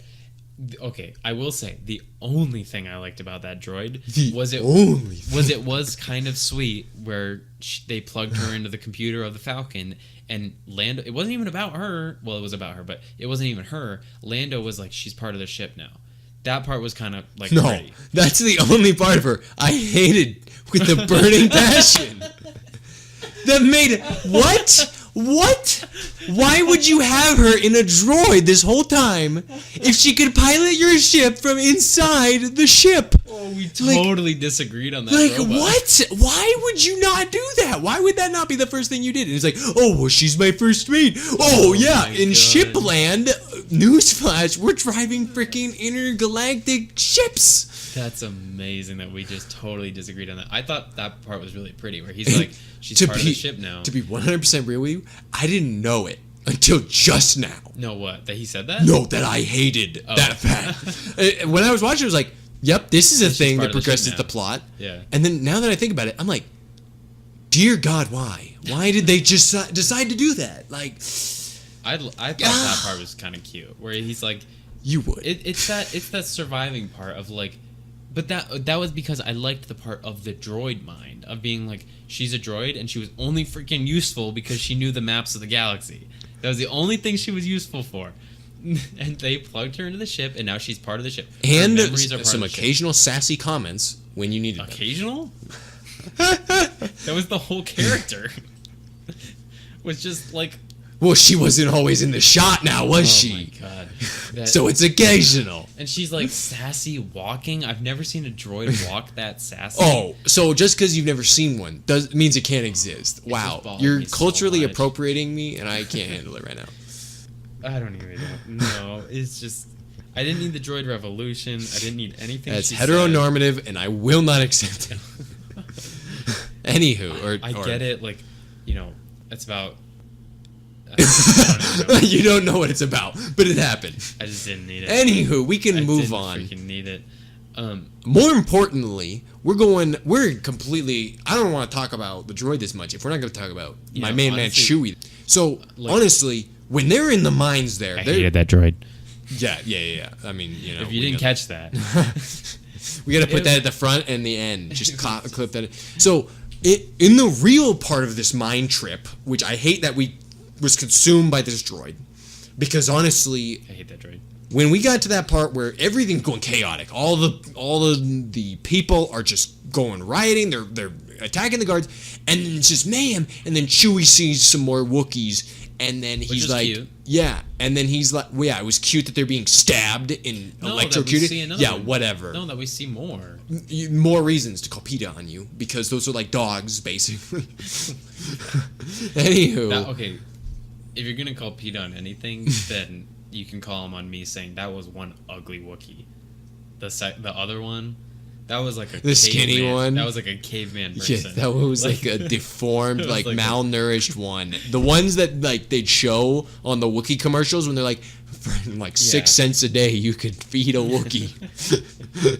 That was an ugly Wookiee. Yeah, that was a Wookiee that no one loved, even its mother. Yeah. Well, so you're saying like he split off from Han. Yeah, he was like, To go "Yo, save them. Han, I'm leaving with or without you to go save them." And he's like, "All right, dude, I'll see you again." I mean, I didn't really get that. It was kind of just him being like, No, he was I gonna really- go to those Wookiees. He was just he wanted Han to acknowledge it so that like it's either, it's like, hey, like I'm going. There's nothing you can do to stop me. I'm gonna do it, and I just need you to know what's your opinion on it. And he supported him. He's like, you got to do what you got to do, because most people would have been like, Chewie, you idiot, come on, just Well, he was stay kinda- with the mission. He was kind of like, oh well, like hopefully I'll see you around or something. Yeah, he was. You could tell this unspoken dialogue that happens between these two characters occasionally, where they just have reached this point where they're like, "Yo, like, it'd be a shame if I lost you. I'd lose anyone else up there. I wouldn't say goodbye to any of them. Yeah. But I'm saying goodbye to you right now if I never see you again. But you obviously could tell that neither of them wanted that. So then, that was my favorite part. I loved this dynamic. I thought that they really highlighted and really developed this relationship between Chewie and Han so well, Yeah, they because these developed it two really well. are just a dynamic dude. They never split up in all the years. No matter what happens. And Han's a smuggler. He goes all over the place. You'd think that the first thing he would think about is ditching Chewie, but for some reason he chooses that no one and we Well, see it at the end. later, Yeah, Where we they see say it at you're the end. actually a good person, and he ends up helping the people, and so Yeah. it's just the showing that, and we see it. Well, in it's the that orig- it's that we see later it in the on originals, we too, see where- him say you shouldn't trust anyone, and he gets screwed over one last time by Tobias. But then when it comes to Chewie saving him, Chewie always pulls through. Yeah. Because I think it was that like scenario like And that. we see it in the originals too, where he's the badass like smuggler guy, but then he ends up coming back just to help the Republic multiple times now. Because of the episode 7 and 8. Where he comes back again. Yeah. Wait, what? Oh my gosh. Anywho. Yeah, so Chewie goes to like help his people, and Han is getting the coaxium, and they seem to weigh like 120 pounds. Yeah, no, they're insanely heavy, and he has to get he has to get like 12 or 14 of them, like 17. I thought it was like 20 something, because he got one up there, and then he's like, okay, I got one, and he's like, and Beckett says, okay, only like 24 more. Or something. Yeah, and then so basically they get carted out. I don't even really want to talk about it. I'm just gonna skip to something. It was just that like. He's trying to push it out. Chewie returns with the other Wookiees, and they just push the car forward. Yeah, and come to his aid when he really needs it, when he's about to get shot by one of the guys or something. They just get out into the front again. And that's when the hated droid dies, and then Lando pulls in. They all get into the thing. There's a bunch of like garbage no, that it's they. Just a bunch of. It's like, oh, they're pulling out another blaster, which I hated that. Just look, how many blasters do they have? They're pulling out these cannons, these blasters. Just stop. You're getting shot down. You're like running out there. You're like, oh, gotta set up right in the middle of the battlefield. Okay, and then I gotta aim. Make sure my iron sights are on. No, like, come on. Just like put it. There's so many rocks around. Why not just get up on a taller rock and just point down at them? Don't forget about the best part of this movie though, when L3 dies. Just in case you missed it and you went to use the restroom. L3 dies in the most horrific fashion, the most and her glorious death, and beautiful death. Her death is celebrated. The fighting stops, and they all clap. It's like that part in the commercials where the little girl says, "Why not both?" And everyone's just celebrating. Lando turns to the camera, breaks the fourth wall. He's like, "I really hated that." Thank Christ. What if Star Wars did that? They just started breaking the fourth wall. Not even started. They did it once. And I don't know when it would be, but like one character just turns to the camera and says something. Like right into the lens and says something. Just like everyone stops talking over there. It's like, this is real fucked up. Or with Last Jedi or something like that. Here, I got one. I gotta go down. Okay. Last Jedi when Luke I'm trying to think of the right spot. Where Luke is doing the hollow projection thing to himself. Oh yeah. And he's on the battlefield or whatever. What if we see him right before he shows up as the projection in that little fort thing or whatever they're in? He goes and sits on the rock cross-legged, where we end up seeing him like later that he was doing that, and he looks to the camera and he goes, "Watch this," and then he winks, and then it cuts back to Leia and them in the fort thing, and then the whole thing happens where it's like and all of that, and then he becomes a projection, and then he dies. Like that's the moment where he like looks at the camera, he's like, "Watch this." I'm trying to think of another one that would be really good. Anywho, I can't think of moving on. I want to talk about General Grievous like looked over, like right before he fought like Obi-Wan or something like that. Or I want to see right before he pops out. He's got the two arms with the lightsabers. Right before he pops out the other two arms, he like looks at the camera. He's like, he says something like, "You forgot about or watch my secret trick" or something. No, he like, references Ben 10 in that moment. Like I can't remember what he says when he becomes the four. Yeah, I don't know. Yeah, and then he becomes the four-arm dude. He says something like, he says something really nerdy every time. He always says like, "I'm going arms on him." He doesn't actually say like something Danny that awful. Phantom, where he's like, "I'm going ghost." Yeah, dude. Well, that was a lit show. Nothing about that show was not bad. But anywho, I love that show. I always wanted to be him. I always wanted to be him too, but I didn't have black hair, so I had his name. So yeah. Screw you. Anywho, okay, look, we can't talk about that. I want to talk about my favorite scene in this, where literally they're coming out. L3 dies? No, sorry, my second favorite scene. Okay. Where they're leaving L3's rotten corpse. Left it there to rust. and then there's just this Dremel. Dremel is just power tool. Yeah, he's just driving this big spire-looking thing. Dryden is driving his spire. Like, where are they, boys? Mm-hmm. And then Han down this like Kessel Run, and then he's like, Han's like, "Oh, don't worry, these idiots, they don't look this close for any friggin' freighters, idiots. They won't stop just for us." And then like 19 like TIE fighters just drop out of the ship. Oh, well, you skipped right over the coolest shot of the show with the Star Destroyer in that Kessel tunnel.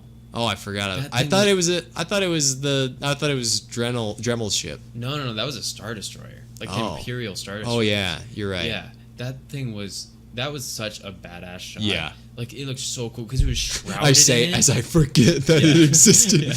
Didn't you do the same thing for Last Jedi with the hyperspeed through the Star Destroyers? Didn't you forget about that too? No, that was the only scene I remembered about. There was some part that I Dude, forgot. who could forget about that? That was the greatest scene in Star Wars history. No, in human history, in cinema history. That is Yeah. the peak I love pinnacle. Like, I have never watched a movie. Now, Annihilation takes a spot for like the trippiest, but that scene was like, I've never just been blown away. Everyone by just a went scene. silent. It was Yeah. so fast. Yeah, the Star Destroyer in that cloud thing was so cool because it was shrouded in the mist. How did it and even then fit? the light? Yeah, I know, right? It looked like the Falcon was barely fitting through there, and then the whole Star Destroyer. And then all of a sudden, you look at like the grand scope of how much this Falcon takes up of it, because they're trying to show like they're not going to stop for one measly fighter, and it's like all of a sudden all the the thing's TIE huge fighters now. now. No, like it's like this tunnel is now all of a sudden huge, whereas before it Oh, was yeah, like yeah. it was like like you said, it made the Millennium Falcon look big. Like there's logistics of it, but that shot was just so cool because the lightning striking. Yeah, everything around that Yeah. was just. But then the TIE fighters come out, and then they have to. My favorite part is just that he just doesn't even hesitate. Oh, He he just turns turns around and he books it into that same turn. If you think about it, that's the same turn he made on Corellia, where he Yeah. turned left and he just went straight, and tried to juke him out. And he just goes straight in. He's like, and everyone else is like, "You freaking idiot!" Like goodness gracious, why are you taking us in here? We're dead. Yeah. We might as well just blow our brains out right Which now. I was really surprised that the TIE fighters followed them. Yeah, I didn't think they yeah, would. like, tell them what you will. Those guys are dedicated. They will go to the ends of the earth. They will, like, they've literally been told there are like world-destroying monsters inside this. Like you can't even imagine what kind of freighters are consumed by these everlasting demons. And they're like, wait, Han's going in. It must be safe then. Like, in my opinion, I wouldn't do all that for a freaking promotion. Even if I killed this ship, what am I going to get? Oh, we blow up some coaxium in the middle of the frick. I'm going to die. Yeah. The coaxium's going to explode, and I'm going to die. I guess they don't know that there's coaxium on board. Yeah. Oh, 'cause wait, they he- kinda do. No, he said that they responded to the alarm, or there was some sort of alarm Yeah. that was set off. But Yeah, so they didn't I know don't what was think they going knew on. something They was didn't know stolen. there was coaxium. But But that whole scene where they're flying through this nebula at just infinitesimally, like, incomparable tight ratios where they can't make a single mistake, yeah, And that's where they show off that he's actually a really good pilot. yeah, and like, well, in my opinion, it's Chewie. Because Chewie takes the co-pilot pretty early on. That part was really funny. Yeah. Where he's like, I could use a co-pilot, and she sits down, and then she's like, wait, I don't know how to do any of this, and then Chewie just like does it, and he's like, oh, you want to You want to sit do it? down here? And he's like, Well, I mean, that's where you get the joke of like, how do you know how to do that? And then he's like, 190 years old, and you look great. oh, I forgot where that came from. Yeah. No, I And didn't. so Chewie sits down, and then he becomes a Pope. And I that part was touching. Yeah, it's the 'cause you first see- time we yep. see them To right at the front of the Millennium Millennium Falcon. Falcon. Back at it and again, then the boys. score hits, and it's like, oh, there they Yeah, are. and just everything about that, the way how big that monster was, how it didn't even cross, like, Han doesn't think twice, Han doesn't say, I've never seen something this large in my life, like, think about this. This thing is bigger than a Star Destroyer. It could have eaten that Star Destroyer for breakfast, not even blinked an eye, and it blinks its eye when they see it at first, and he doesn't even question. All he knows is, how do we get out of here alive? That's all I know. That's all I know how to do. And it really highlights why he's a smuggler, is that he doesn't ask questions. He doesn't say, oh my God, we're all going to die. He doesn't even quiver. He's just like, all right, we got to dodge this. We got to get going. How do we escape this thing's grasp? The only thing we can do is, like, I know this thing's going to be faster than us. I mean, come on, Yeah. look at the thing. We got to baited into this, and he doesn't even realize, like, they get to the point where they're stuck in this like black hole wormhole, and they can't get out because their thrusters aren't big enough. Yeah, and that's when they start to figure out, okay, how are we gonna get out of here? And it really highlights he's a man on the fly, and it works out for him because he has a little bit of luck. Was it him that said it though? I thought it was Beckett that said. No, it was Lando. Lando described how they would do it, and Beckett was the one who put the. He said put part of the coaxium into the like hyper fluid or whatever. Yeah, it was like this chamber that regulated an extra kick for power. Yeah, and it was like he put like 5 drops or like 2 drops in or something of the coaxium. It was like a syringe full. And then he like had to do it like really quickly to shut it. Yeah. Otherwise, I imagine his face would have been burned off. Well, so because like the coaxium, the monster is like getting burned alive in the gravity hole or something. It wasn't like a black hole. They called it something like gravity something because they were being pulled in, and so it was something like. Well, that's what a black hole is. No, I just mean they called it something. Yeah, they didn't call it a black hole. They called it something like Star Warsy. The monster's like getting sucked in, and they a gravity well or something like that. Yeah, they can't get away from it, and that's why they need to do the extra punch. And that part was cool because they're like, "Oh, it'll work," and then it just didn't. And then they just, like, kind of fall into it, and then that was such a cool kick where it's like, boom, and then all their heads go back, and then they just because like you're sitting here and you're like, God, this is gonna be awesome, and then it just I legit thought they were just gonna die. Like for some reason, I like in that moment I forgot that he lived, that they both lived, and I was like, wow, they're just gonna fall in there. Like, how are they gonna get out of this? I didn't even really consider. I was I was in the moment, and I was like, wow, that's really sad. Like they're dead now. Yeah, because you didn't think you wouldn't think that it would destroy, like it would ruin their thrusters. Because their thrusters were still on, they just weren't good enough. And then like it just stopped. The thrusters stop, and then it kicks in. But that was pretty cool. I like that scene. Yeah, they punch through and they make it to the desert planet, which and they land, and then that's where we see. At this point, they're all Han smoking cigars. They're like, That's where we see Han talking to Chewie about how he just made the Kessel Run in 12 parsecs. Yeah, and then Chewie's like, Rrr. It was so funny because like that's the classic Han Solo thing from the very first movie about like to brag about it. That's all he talks about is he made the Kessel Run in 12 parsecs. But I loved like the part where he's like, yeah, I just made the Kessel Run in 12 parsecs, and then Chewie's like, Rrr, and then he's like, well, not if you round down, Chewie. I like that because it's like Chewie's the only one who knows it was actually 13, but like he rounded down. Because it was still impressive to do it in 13. Yeah, but it was 12. Yeah. Oh yeah, and he's like, because we can just do a shortcut and then make it through, and everyone's like, don't do a freaking shortcut. Yeah, there's no shortcuts in this thing. So they're on the desert planet, and they get the coaxium in like basically last second to get refined before it blows up. And I'm convinced there's no way they could have gotten it off. Because this stuff was like about to destabilize it when they were putting it in. Yeah. Well, no. When he was getting that syringe full, that was like red. It was like burp, burp, burp, burp. What a great sound effect. That's exactly the same sound effect they used.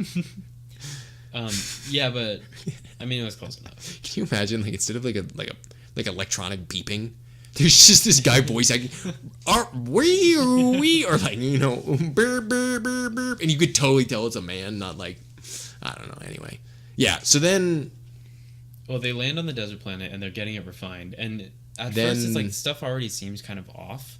Everyone's like, no one's saying a word. Yeah, it was really strange. It's like there's like 12 people at this. It looked amazing though, like the whole like deserty kind of Mad Max feel. Yeah. And everyone's acting so cocky, like they're all like, "Yeah, we did it. We're all good." Yeah. And then Raiders show up. The Enfys nest comes back. Yeah. Which is on par with the best shot of the movie with the Star Destroyer. Yeah. Because they looked so cool. Seriously, I was like just sitting there. I'm like what are you even gonna do to that? The art department and the costume department killed this seriously movie. Like incredible. That helmet tanked it into the ground. Worst movie. Which I'll get into the helmet. This whole thing. This is another rant of mine in a second.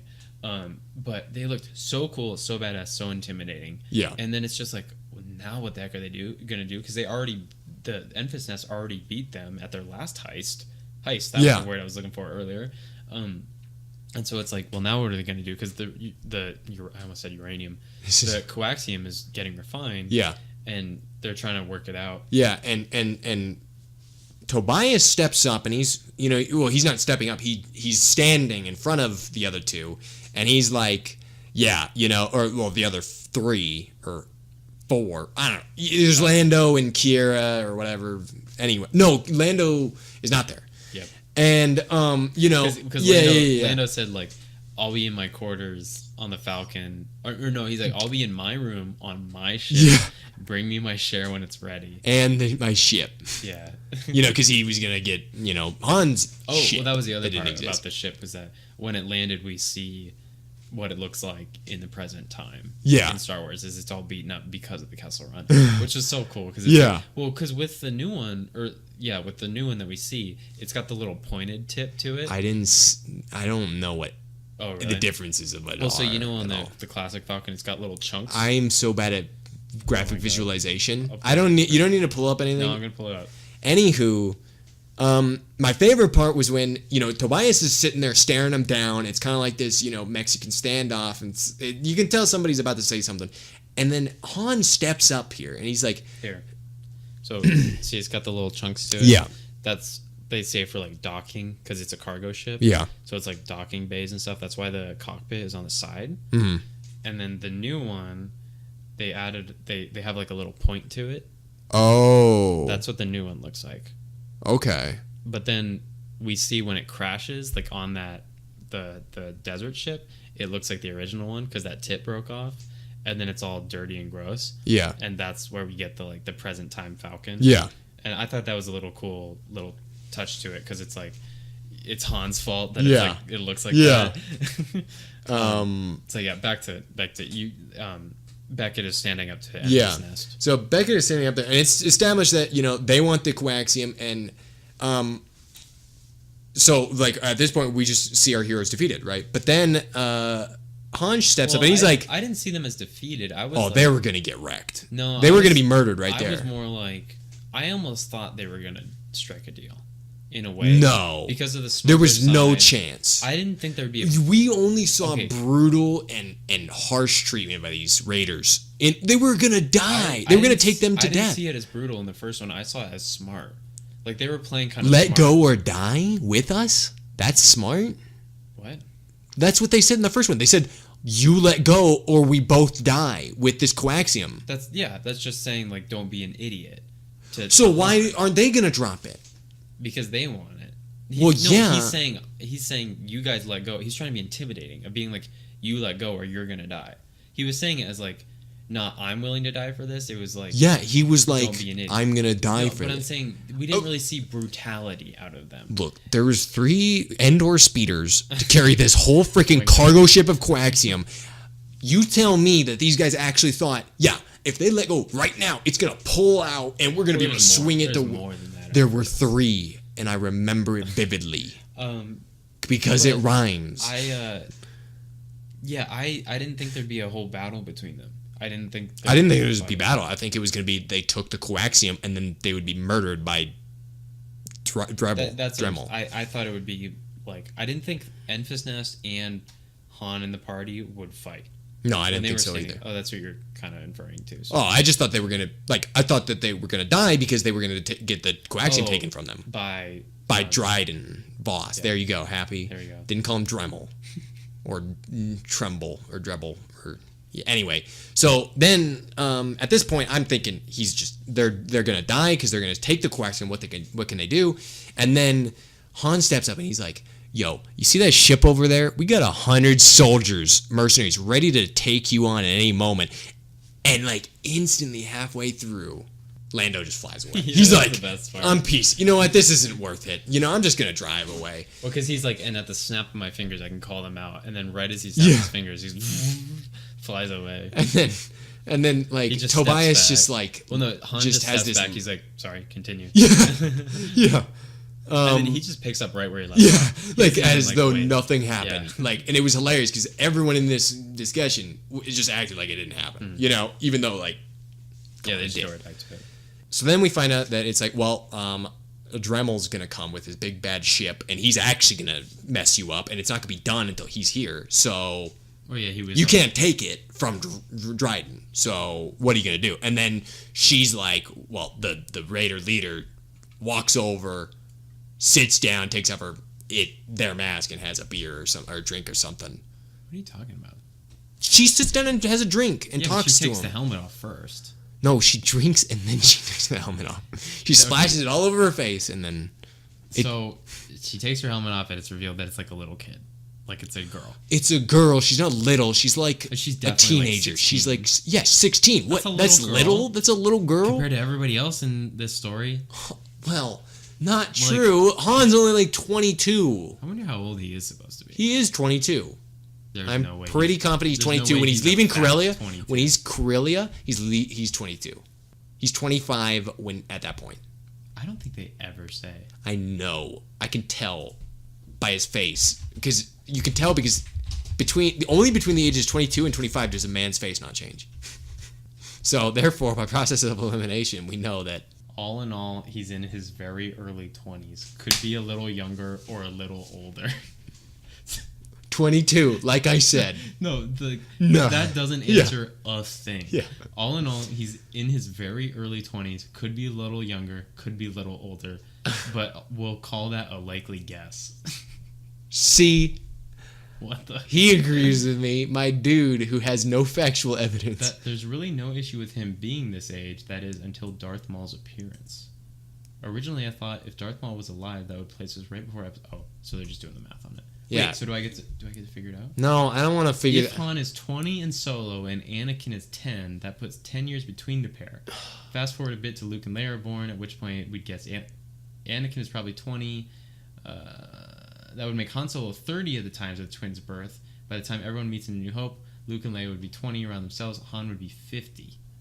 There's no way that he's 20. This other Anakin's math 10. is that he's 43, which I would buy that in A New Hope. Yeah. That he's 43. Yep. So that means That means that is Han's 25. 13 years or 3 years No, older than. That means Han is 18 in Solo, 25 when Luke is born, and 43 when they meet. So Solo, add 3 years, bam, right there, he's 21. So that's about as close as you can get to 22 No, it's without saying being he's 18. Yeah, and then you add 3 years for the war.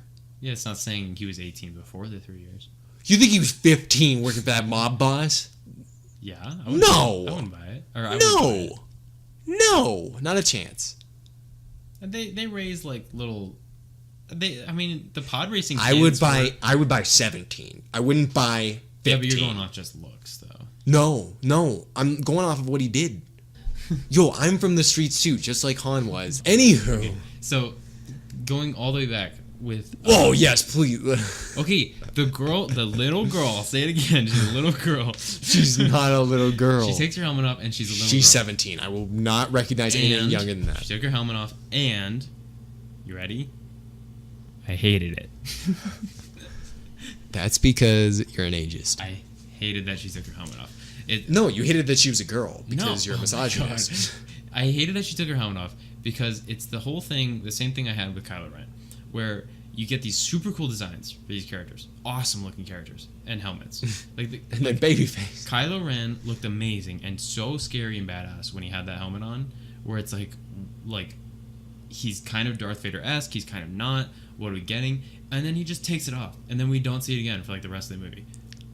Yeah. In Force Awakens. And I think he did look very, very young in that first movie. Well, but it's I not think even- in the second movie, it's in not the even in the eighth hang movie, on, it's not even about his age. I don't even care about his age. I don't care. It's the fact that the helmet comes off, is what I'm saying. That you create this badass looking character. well, it's and to, a character it's to based- distinctify that he's not Darth Vader. You know, Darth Vader commanded respect. No.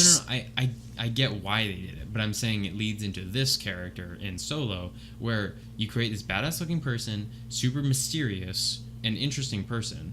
I get why they did it in Kylo Ren. I'm just using him as an example. Okay. But with this girl, you have this mysterious Enfys Nest Raider group. I know why. They look super badass. They look super scary. You don't know what's going on or who they work for, and it has the coolest costume design in a Star Wars in a long time. Yep, With how yep. they look, and she just pulls it off, and she's just a normal person, not even an alien or anything, not even anything cool. Yeah. She's just a little girl. Okay. And Now, she just keep the helmet on. let me pose you. I'm not done. Well, I know where your point's going, and it's a bad point. Just keep the helmet on, keep the mystery. I just want that Enfys Nest people to be totally nothing. Like, I just want them to be raiders. No, raiders, because then they're that just destroys people. the point they've been building this whole movie. Yeah, the fact that they're like, I get where they went with it. Like, I get they had to take the helmet off, but they could have written around it. Like, they could have easily written around. Oh, and then those Enfys people died and gave them. No, I mean, they could have just not taken the helmet off. They could have just been like. And then you wanted these scary mother truckers to grow up to be the rebel, like, force? But that's what I'm saying. You could have written around it. It's so like, that it wouldn't be the rebels. So he's not aiding the rebels, so therefore he's not a good guy anymore. No, I'm saying, like, this, how they built these raiders from the beginning, that it's like, oh, we hope Enfys Nest doesn't come. Oh, Enfys Nest comes, and they're like these badasses that steal the cargo, and then they come back again. They have the most badass stance and the badass character, like, look.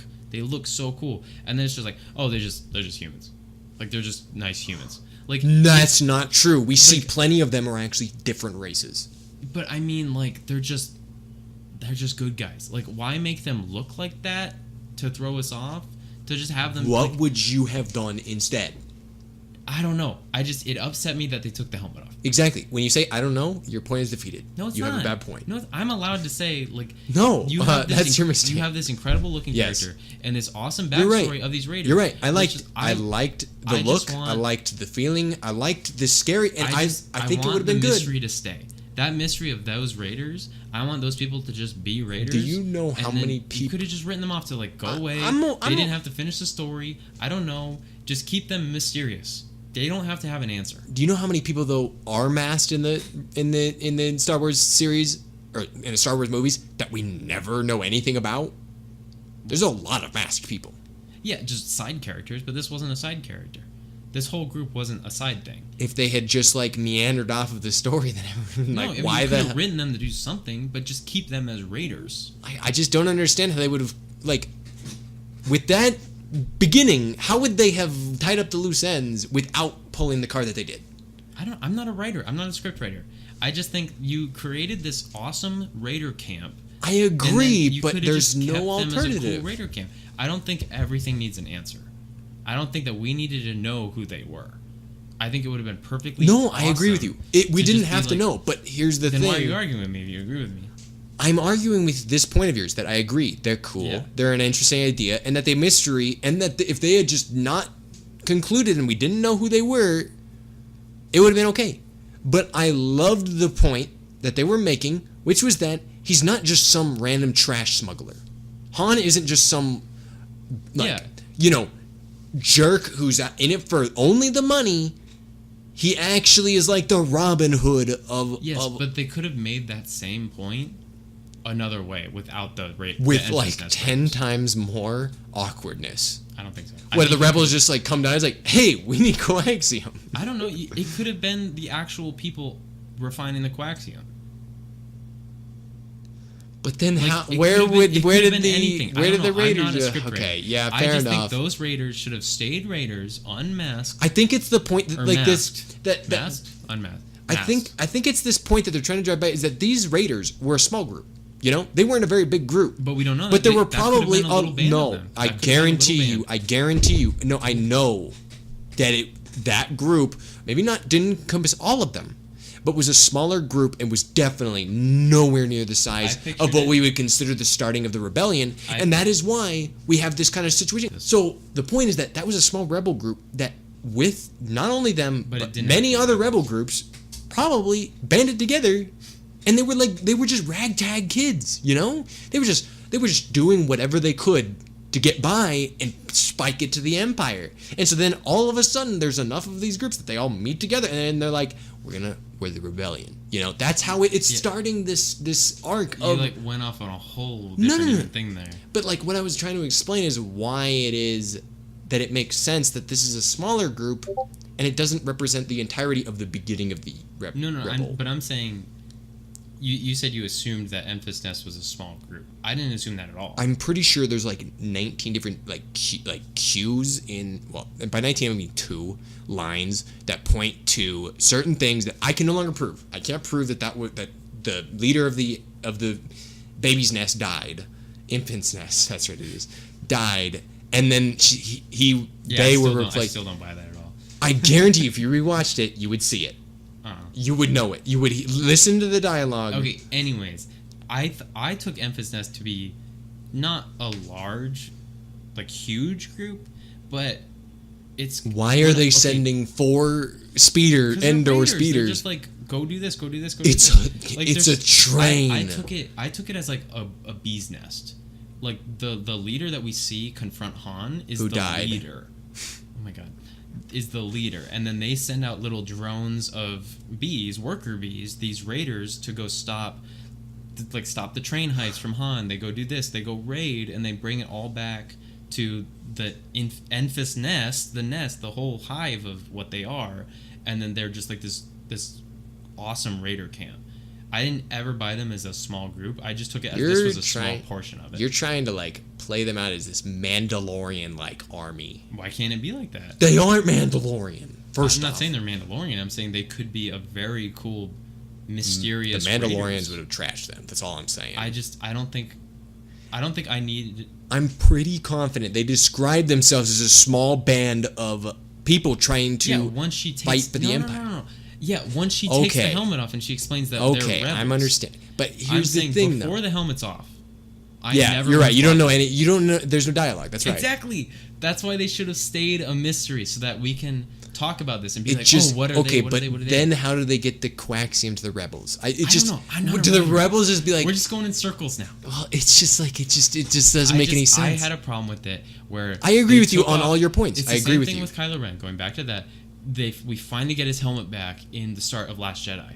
Now he's a badass again. It's like, oh, I hope they balance it well between he wears the helmet when he's like on the dark side, but he takes it off when he's talking to Rey and he's like leaning towards the good side. No, like at the very beginning, he just destroys the helmet. We're never gonna see it again. And by the way, I support that decision. Yeah. I like that decision. Oh, that he a broke lot. it? Yeah, I didn't like it. I felt like. I want that mystery of like the shrouded of like he's a badass when he's got the helmet on. But see, that's the thing is that's Darth Vader's thing. He's old, new. He's dead. I get everyone it. he died because of it. From a story wise, He couldn't breathe in that mask. I'm just saying, I get it when it's Kylo Ren because it's the main, it's the main trilogy, whatever. But they're doing this thing where they create this character and this mystery, and then they just like give us the answer. I agree with think you. can I have just those don't go to mysteries. that extent. I agree with you. I would have liked that to see them be nobodies. They should have just been Raiders. I don't agree with you to the point that they should have been. I agree it would have been cool if. That's all I'm going to agree with. Because I agree. What's the difference? Because I agree with you. It would have been cool if that happened. But I'm not saying they should have done it. Like they made a mistake. I think it was a choice they intentionally made, and they probably entertained the idea. I think it would have been better. I guarantee you, they started out, those were just Raiders. And then they decided, maybe they even come back. But why would they come back, and how's it going to play into the rest of the story? And to build it a stronger tale, they wove this rebel tale into them. I guarantee you, they did not expect to see them again. I don't know. Infant's Nest, we only would have saw them once. I guarantee you. I guarantee. I was on the board. I was on the writing team. Anywho, I want to talk about my favorite character at the end. L3? Yes. No, L3 was not my favorite. I want to make that known. Let me just wrap up my point. I didn't like that they took the helmet off. We've been arguing this all time. Let me say my main thing. I just didn't like that they took the helmet off. I think she should have stayed a mystery of that they're just this badass Raider camp and that's it. They could have rewritten it and done something else. I like the mystery that there are these scary Raiders and that's it. I know. That's what I didn't like. Yep, I know. And I know I've been saying the same things, but I've also heard that same thing. So let's move on. We both reckon it. I just wanted to talk about it. Okay. That's what this platform I'm glad is we for. talked about it. Did I mention I hate L3? I hate her too. You want to get now. back on that? Yeah, let's just smack. I mean, What if the Raiders, that girl, she took her She helmet took off her and it was L3. L3? What if? And then Lando's like, L3? And she's like, yes, it was me all No, along. he'd be long gone by then. No, but what if they wrote it that he was still there? Because like, Okay. and then she's like, yes, it was me all along. And then they all take What? their helmets off, and they're all the droids that she released from the mining camp, and they're all like, we're overpowering you. This is the singularity. This is where droids surpass you. They just totally screw over the future movies. Yeah. This is just an alternate timeline where Yeah. there are They redo it so Han the droids are actually takes the out- Overlord. Yeah. Instead of Jabba the Hutt, it's like C-3PO laying on his side. But he's really big. He's got new armor Like a plating. fat C-3PO. Okay, who's your favorite character? You said you wanted to talk about your favorite. Dremel. But is it really? Or Yeah. was it the girl? What girl? Okay, so how did you feel about her being the rebels? And Yeah, she they was kind of talked lackluster. about it, and they're She like, was kind of a little too young. She was trying to play this like I wanted to see a that bit was more the other rugged. part about the helmet The- coming off. I think it should have been an adult. Well, that's the thing. In the movie, her father dies and leaves her I think she the said his tribe. mother, didn't she? Oh my god! So now you're taking my side. You know it now. Her mother died No. in that Yeah, attack. it's In that fact attack. that they In that did, attack. In not that in that attack. attack. In that attack. No. Did that sound like the voice of a little girl who was saying, "Drop it or die"? She was like super deep voiced. So if she's like 50 and dying. Yeah, but if that just happened, if you're saying that just happened, her mom just died. Yep. You think that 15, 16-year-old girl was just totally fine with taking up the mantle in like a matter of a couple days? Yo, it's a small group, so you'd have to take up the reins. You'd have to be like, being taught. She was determined to carry on the rebel cause. Just because you don't There's have no way that like you don't have discipline I'm not getting back doesn't into this. mean That's not true. If someone emails in, if we get 2 other people to email in and say I think Bayless is right, then I'll start to believe I it. know what I'm doing tonight. Yeah, you can email in. Hey, love your stream, by the way. That Bayless guy sounds pretty attractive. Anyway, That's the only way. If we get 2 people to say I believe Bayless, then I'll start to believe it. please, guys, please. I've never asked you for anything. Anywho, I know I'm that guy who people are going to disagree with more than they agree with. You're the sane one, and I'm I've the only, wild I've only card. seen it once. I don't know. I'm down to see it again to see if you're right. I just would don't see it. think you are. We have to now to settle the bet. I don't think you are. I know I'm right, so it's an immovable object versus an impenetrable. Anyway, moving on. Basically, when they get in that room where they like come up with that plan, He has the fake. I'm not even. Let's not even describe it anymore. If you haven't seen it, you shouldn't be watching or listening to this in the first let me place. just go over it real quick. They go into his place and they're like, we're gonna juke If him this out gets cut, and say I'm gonna cry.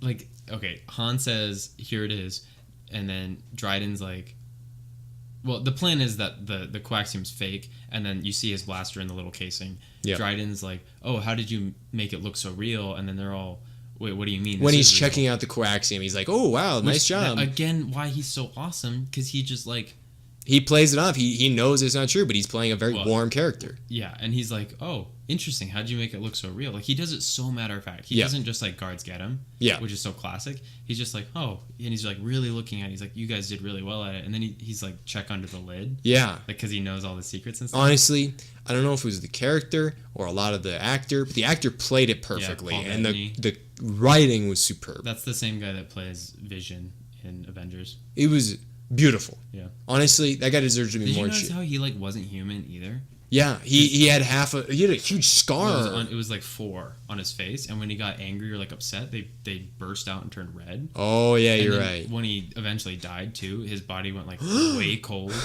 Like he didn't like just look like he went like frozen cold, which is cool too. But there's like a bunch of double crosses where like Dryden is like, I already knew about this plan because of the guy that told me, and they're like, who's the guy that told you?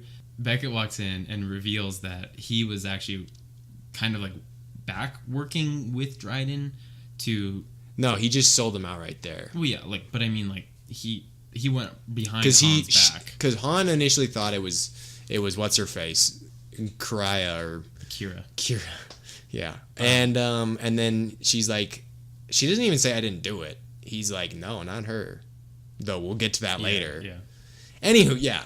So he double crosses. He takes Chewie to take the coaxium, which is real, and then they're carrying that, which is not actually real. Spoiler Real alert. what? What does that even mean? The real coaxium, because Oh, it was apparently. I thought you were saying it's he really... tricked Tobias into thinking it was the real one, it's real stuff. No, wait. I thought you were saying it's really smart that he took Chewie to carry it. Who would have thought to use a big Wookiee to carry heavy stuff? That's brilliant. Honestly, man, a genius here. This is why he gets the big bucks. Yeah. Anywho, I want to talk about this. I love this scene. This whole... Oh, I forgot to say, when Yes, the only please. thing I liked about them all taking their helmets off was Warwick Davies was part of the group, and that was so sweet. Who in God's name is that? It's Warwick Davies. He's Wicket. He's been in every Star Wars Who's movie. Wicket? Oh. Hey guys, if you just want to turn the podcast off right now and You're saving yourself the damn trouble because at this It's point... the Ewok that Leia meets and talks to. Call me crazy. I think they meet a lot of Ewoks. The one where she's in, like, he's... Oh, and he goes... benching her with a stick. Yes, on Endor. That's Wicket. And that's Warwick Davies. He's a little person, and he's in the little suit, and he was, like, 12 or something when he did the movie and launched his career. Wait a second. That was... You didn't know that was a real person? I feel like a shitter now. What did you assume they were? Like puppets? Gotta be honest, I don't know. There are real Ewoks out there. I guess so. You know what they are? They're just really big guinea pigs. No, everyone knows that if you take a baby bear from its mother early enough, you can teach it to walk around like that. Yeah, Warwick Davies was part of it, and he's been in like all the Star Wars movies, and I it's feel like a piece of shit. It's a big thing that he's in it. Okay, so Beckett takes Chewie and like the actual coaxium out of Dryden's office, and that part was really cool too because the elevator closes, and then immediately as the elevator closes, You see them all jump to all action. three of them go into it, and they're like they knew that they were springing into action because Beckett had the gun on all of them with the Wookiee, and as soon as he's gone, they're like, The okay, we're gonna Wookiee kill is all his of them. name now. Well, Chewie. he did say it. He's like, I'm taking the Wookiee. Or I think he said, come on, big guy, or something like that. Well, because he... anyway. That part was cool. I mean, it was just kind of a standard fight scene. And I kind of knew that Kira was going to be the one to kill him, not Han. You know? 'Cause she was It was at that trained point when I knew that they were setting him up to be the good guy. fighter. Han? Yeah. When he didn't kill him. Because honestly, I expected him to kill him. But he didn't even have the chance. How do you know? Because he didn't. He had a Because- gun on him. No. They did... Dryden's lightsaber blades were so cool. No, those were boring. Oh, those were badass. Those It were was like virtually vibroblades. Yeah, and they were like... They were like the shit They the were like, red guys wore. What's the thing? Not bloody knuckles. Brass knuckles. Brass knuckles. They had like finger things, and then they had the blades on each side. The vibro. It was like vibro / lightsaber. I know that that's a weapon. That's pretty common. It was just so cool because like the red looked so cool against the gold and the browns of the room. Oh yeah, it was very brilliant, the design of that Yeah. whole room, because it really, you're right, the red It's just really cool. really, when it glowed on his face when he's behind that was really just gorgeous. It was such a cool weapon. I I mean, just- I know they're common. I hate vibroblades. Vibroblades piss me off. Yeah, but that didn't look like a standard vibroblade. That It wasn't definitely a looked- standard one. Like it definitely looked like a hybrid. And you like, could tell he lightsaber. wasn't, I was glad he wasn't just some rich boy, like, you know, that just had those knives for like cutting up And people when there they you were... go. There's a mystery where I'm saying earlier about the helmets, where it's like we never learned. Like I got these from this, or you know, I made this, or it was just he has them, and he's an evil villain that has these blades. That whole fight was cool, and then because Kira is the one that does she lock up Han? 'Cause No. Yeah, she starts fighting. No. Yeah, because she's against Han. Like she's holding the blade Oh, yeah, against yeah. Han, and then And then she's not like, Beckett. now you will strike him down. Yeah, I can see you striking down your true enemy, and then she strikes him. Dryden's like right behind them, right behind her, and then she spins and hits him. Which I mean, you saw coming. It's like obviously she's not going to kill. Yeah. I mean, but Dryden was saying like, oh shoot, you know, you don't know what she's done, you don't know what she's seen and done all this stuff, and then she just kills him anyways. What just disappointed me was what she, like, the decision she made. It was just a stupid decision to call, you know, Mr. Maybe Dire Maul. It was Darth Maul. Darth Maul, not Dire gosh. Maul. So, Well, she kills Dryden, and then she tells Han to go, and that she said she's going to collect all the diamonds and stuff to pay for the ship. oh yeah. And then Han goes to catch up with Beckett, and then she calls Darth Maul. And then Why didn't you like that? Like, you just didn't? I just it's just disappointing of a character. She seemed too smart to do it because it seemed like it was just a dumb decision no matter who you asked, you know? Ask anyone I in didn't that think it was movie. dumb. No one would have called Darth Maul after But killing it wasn't. She didn't call him. It was that Dryden was working for Maul, and since Dryden was dead, she was the next in line. So she took the ring and reported his death to his leader. which she could have just not done. But then you would have the Sith against you. Like, why not? Like, I thought it was smart that she picked up the ring and was like, she said Han killed Dryden, not her.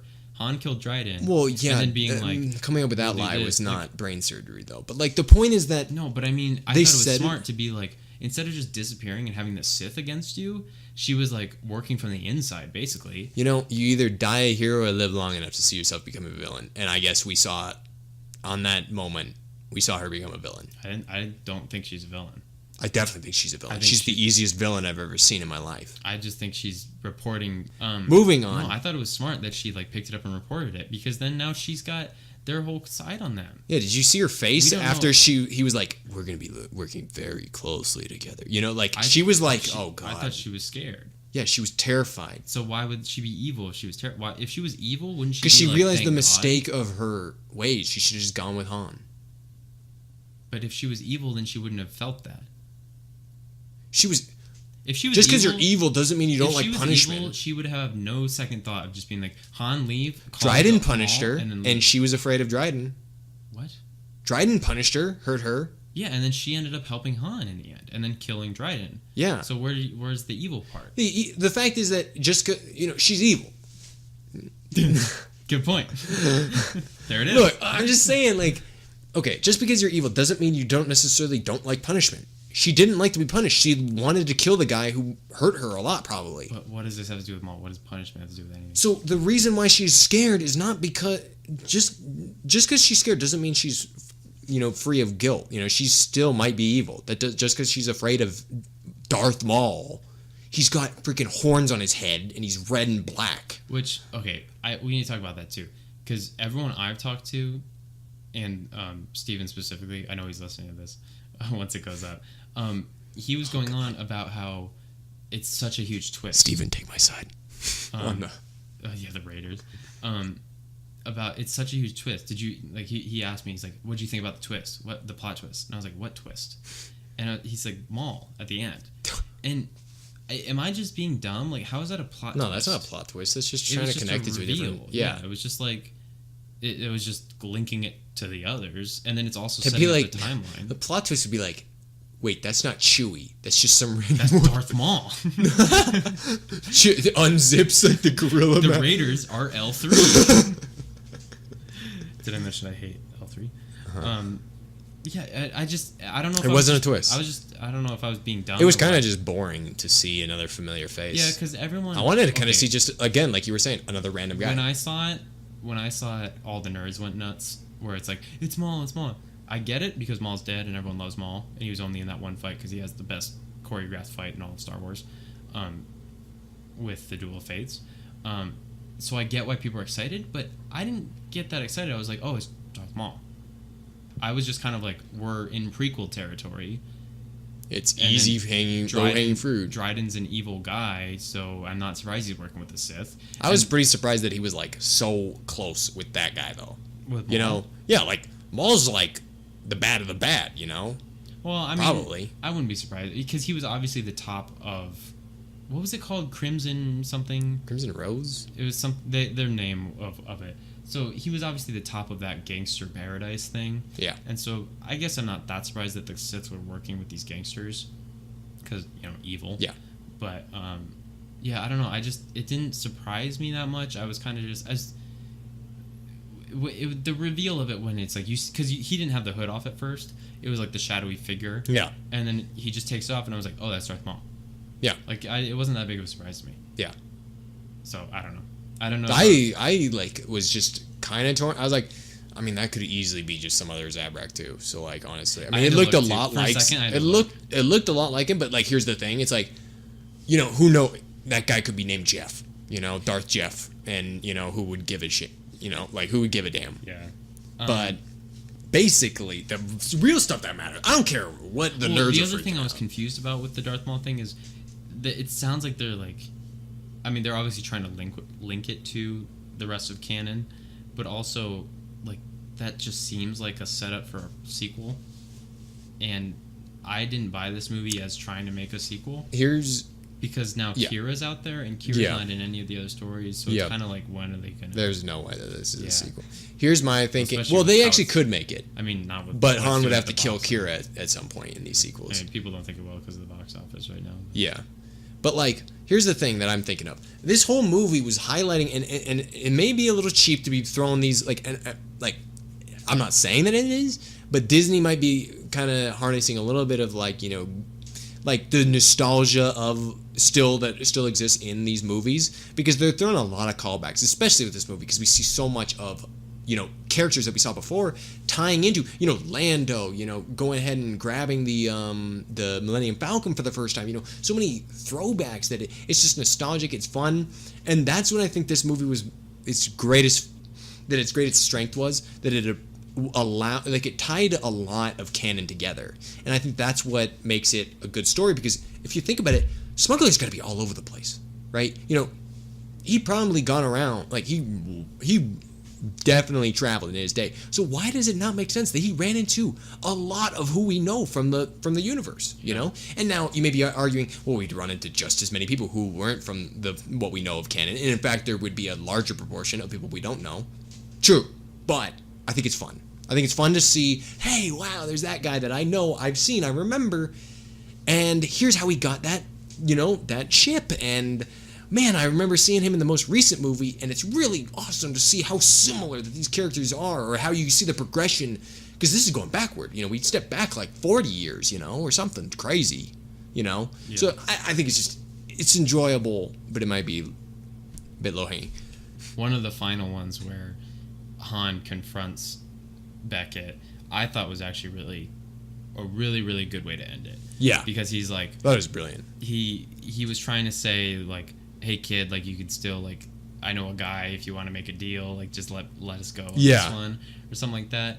And And then he even was trying says something. he was trying along- to say like, I told you to never trust anybody. Yeah, because he that's the point. He pulled out his gun too, and there's because that was the first time where we see like them confronting the fact that he had always told Han.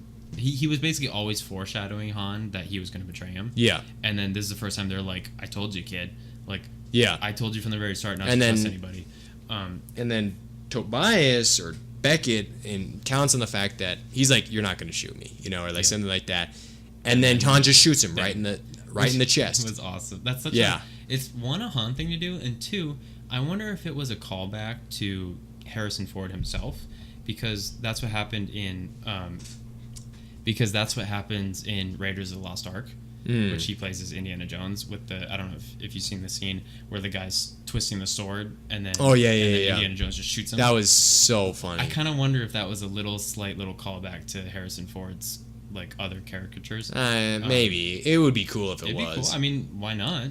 So I loved that part where it was kind of just like it was Beckett and Han talking about it and saying like, I kind of already told I always told you this, and then like you I like, see Han actually feeling for it. Yeah. It's like you get the That's whole what thing I that liked. he's an actual real or a good guy. yeah, And that, how that's the thing is Tobias is a solid character, consistent. He never betrays this fact that he's a good guy. He just tells him, I'm going to betray, like he's basically telling him, I'm going to betray you one day, you know? Yeah. Like if you stick around with me long enough, you're going to regret it, you know? Because I'm going to fire on you. I'm going to shoot you if you won't shoot me. Mm-hmm. And he's kind of teaching him one last lesson in the most iconic way he can, which is, I would have killed you if you had not killed me there, because I knew. I like that. Yeah, you know, it was great. I loved that. At no point did you ever feel that. I never felt Beckett was an enemy, an evil, an antagonist of any sort. I saw it coming just because of the smuggler story. Well, no, but like at every point in it, I felt like he was still a protagonist. Oh. You know, even when he steals Chewie, or he steals the coaxium, or he rats on him, you know, all this stuff, he's really kind of just a protagonist that's like kind of just kind of almost just teaching him a lesson, not intentionally, of course, because he thinks he's going to get away with it, but I don't know. It's just really interesting, and I thought it was a really warm interaction, especially at the end where you're be all end all Chewie and Han are just sitting there and be like, well, yeah, and then that's where we see Kira fly away in the ship, and you get the shot of her looking at them out the window, and that was really cool because you just see Han being like, wait, what? Yeah. Like he's just looking like, wait, what? Why is she leaving?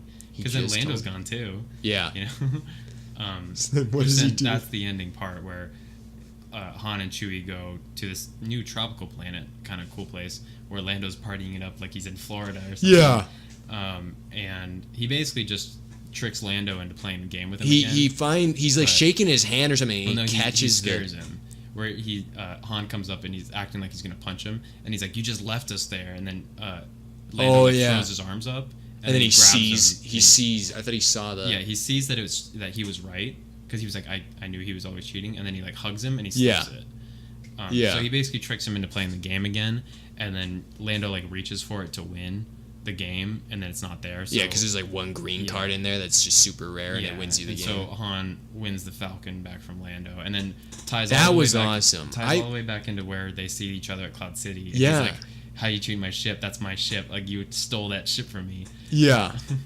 But like honestly, like I really, really enjoyed that. Like when he was playing that first round of poker or the first round of whatever the game was, you honestly to God thought that he was good. Yeah, that's how he won it, right? And then he loses, and you're like, what? And then Lando leaves, and so it's like, wait, how are they? It really is like that, you know. I loved how they wrapped up that whole. It was a very clean movie. I mean, it was everyone was like, what is this backstory between Lando and Han? Yeah. And how do they why do they fight over the Falcon? Yeah. And it was but they also act like they're such good friends too. And so it was a very good way of kind of tying that up. Yeah. Of being like, this is how it happened. And it's kind of funny, and they the cheated characters each other because they're both smugglers. Yeah. So they're just like they're always battling head to head with each other. Yeah. Who's the better smuggler? Yeah. Yeah. Honestly, I thought this was a very clean movie, very concise, and it was just really enjoyable. Overall, I loved it. I mean, I only saw it once. I wanted to see it again, but I didn't end up doing it. But I could easily see it again. Yeah. And I don't like ranking, especially the Star Wars movies, just because I think it's really hard, especially now that we have the new ones, to be like, oh, this one's better than that, because it's like 40 years apart from each other. Yeah. And then now we're getting spin-offs, and it's like it's kind of impossible to get a real feel for which one's better and which one's not. So I don't really like ranking them, but because these two are so close, I think I'm okay with it. I way enjoyed this one more than Rogue One, and everybody, everyone loves Rogue One, and everyone's like kind of shitting on this one. But I love this one way more. It was way more fun. It was way more because fun. I didn't know where it was going in a way. Yeah. Where, you thought they easily could have both died. Yeah. At any point. In Rogue One, it's at least like where it's going. Yeah. And they all have to die. Yeah. But with this one, it's kind of just like. What? Do you? Yeah, because none of those characters are in the future movies. Oh yeah, and don't they also say like a lot of people die to get this information? Yeah. And so it's basically like you go into it knowing like Jyn Erso is not in A New Hope, so she has to die, and then the next guy has to die because he's not like, we went into it knowing that they're all gonna die. I don't know at all what Rogue One's about. But yeah, I loved this one way more than Rogue One. Yeah, it was. And especially my favorite part about this whole movie. We talked all the way about the plot and all this stuff, but the art design and the look of this movie is so absolutely gorgeous.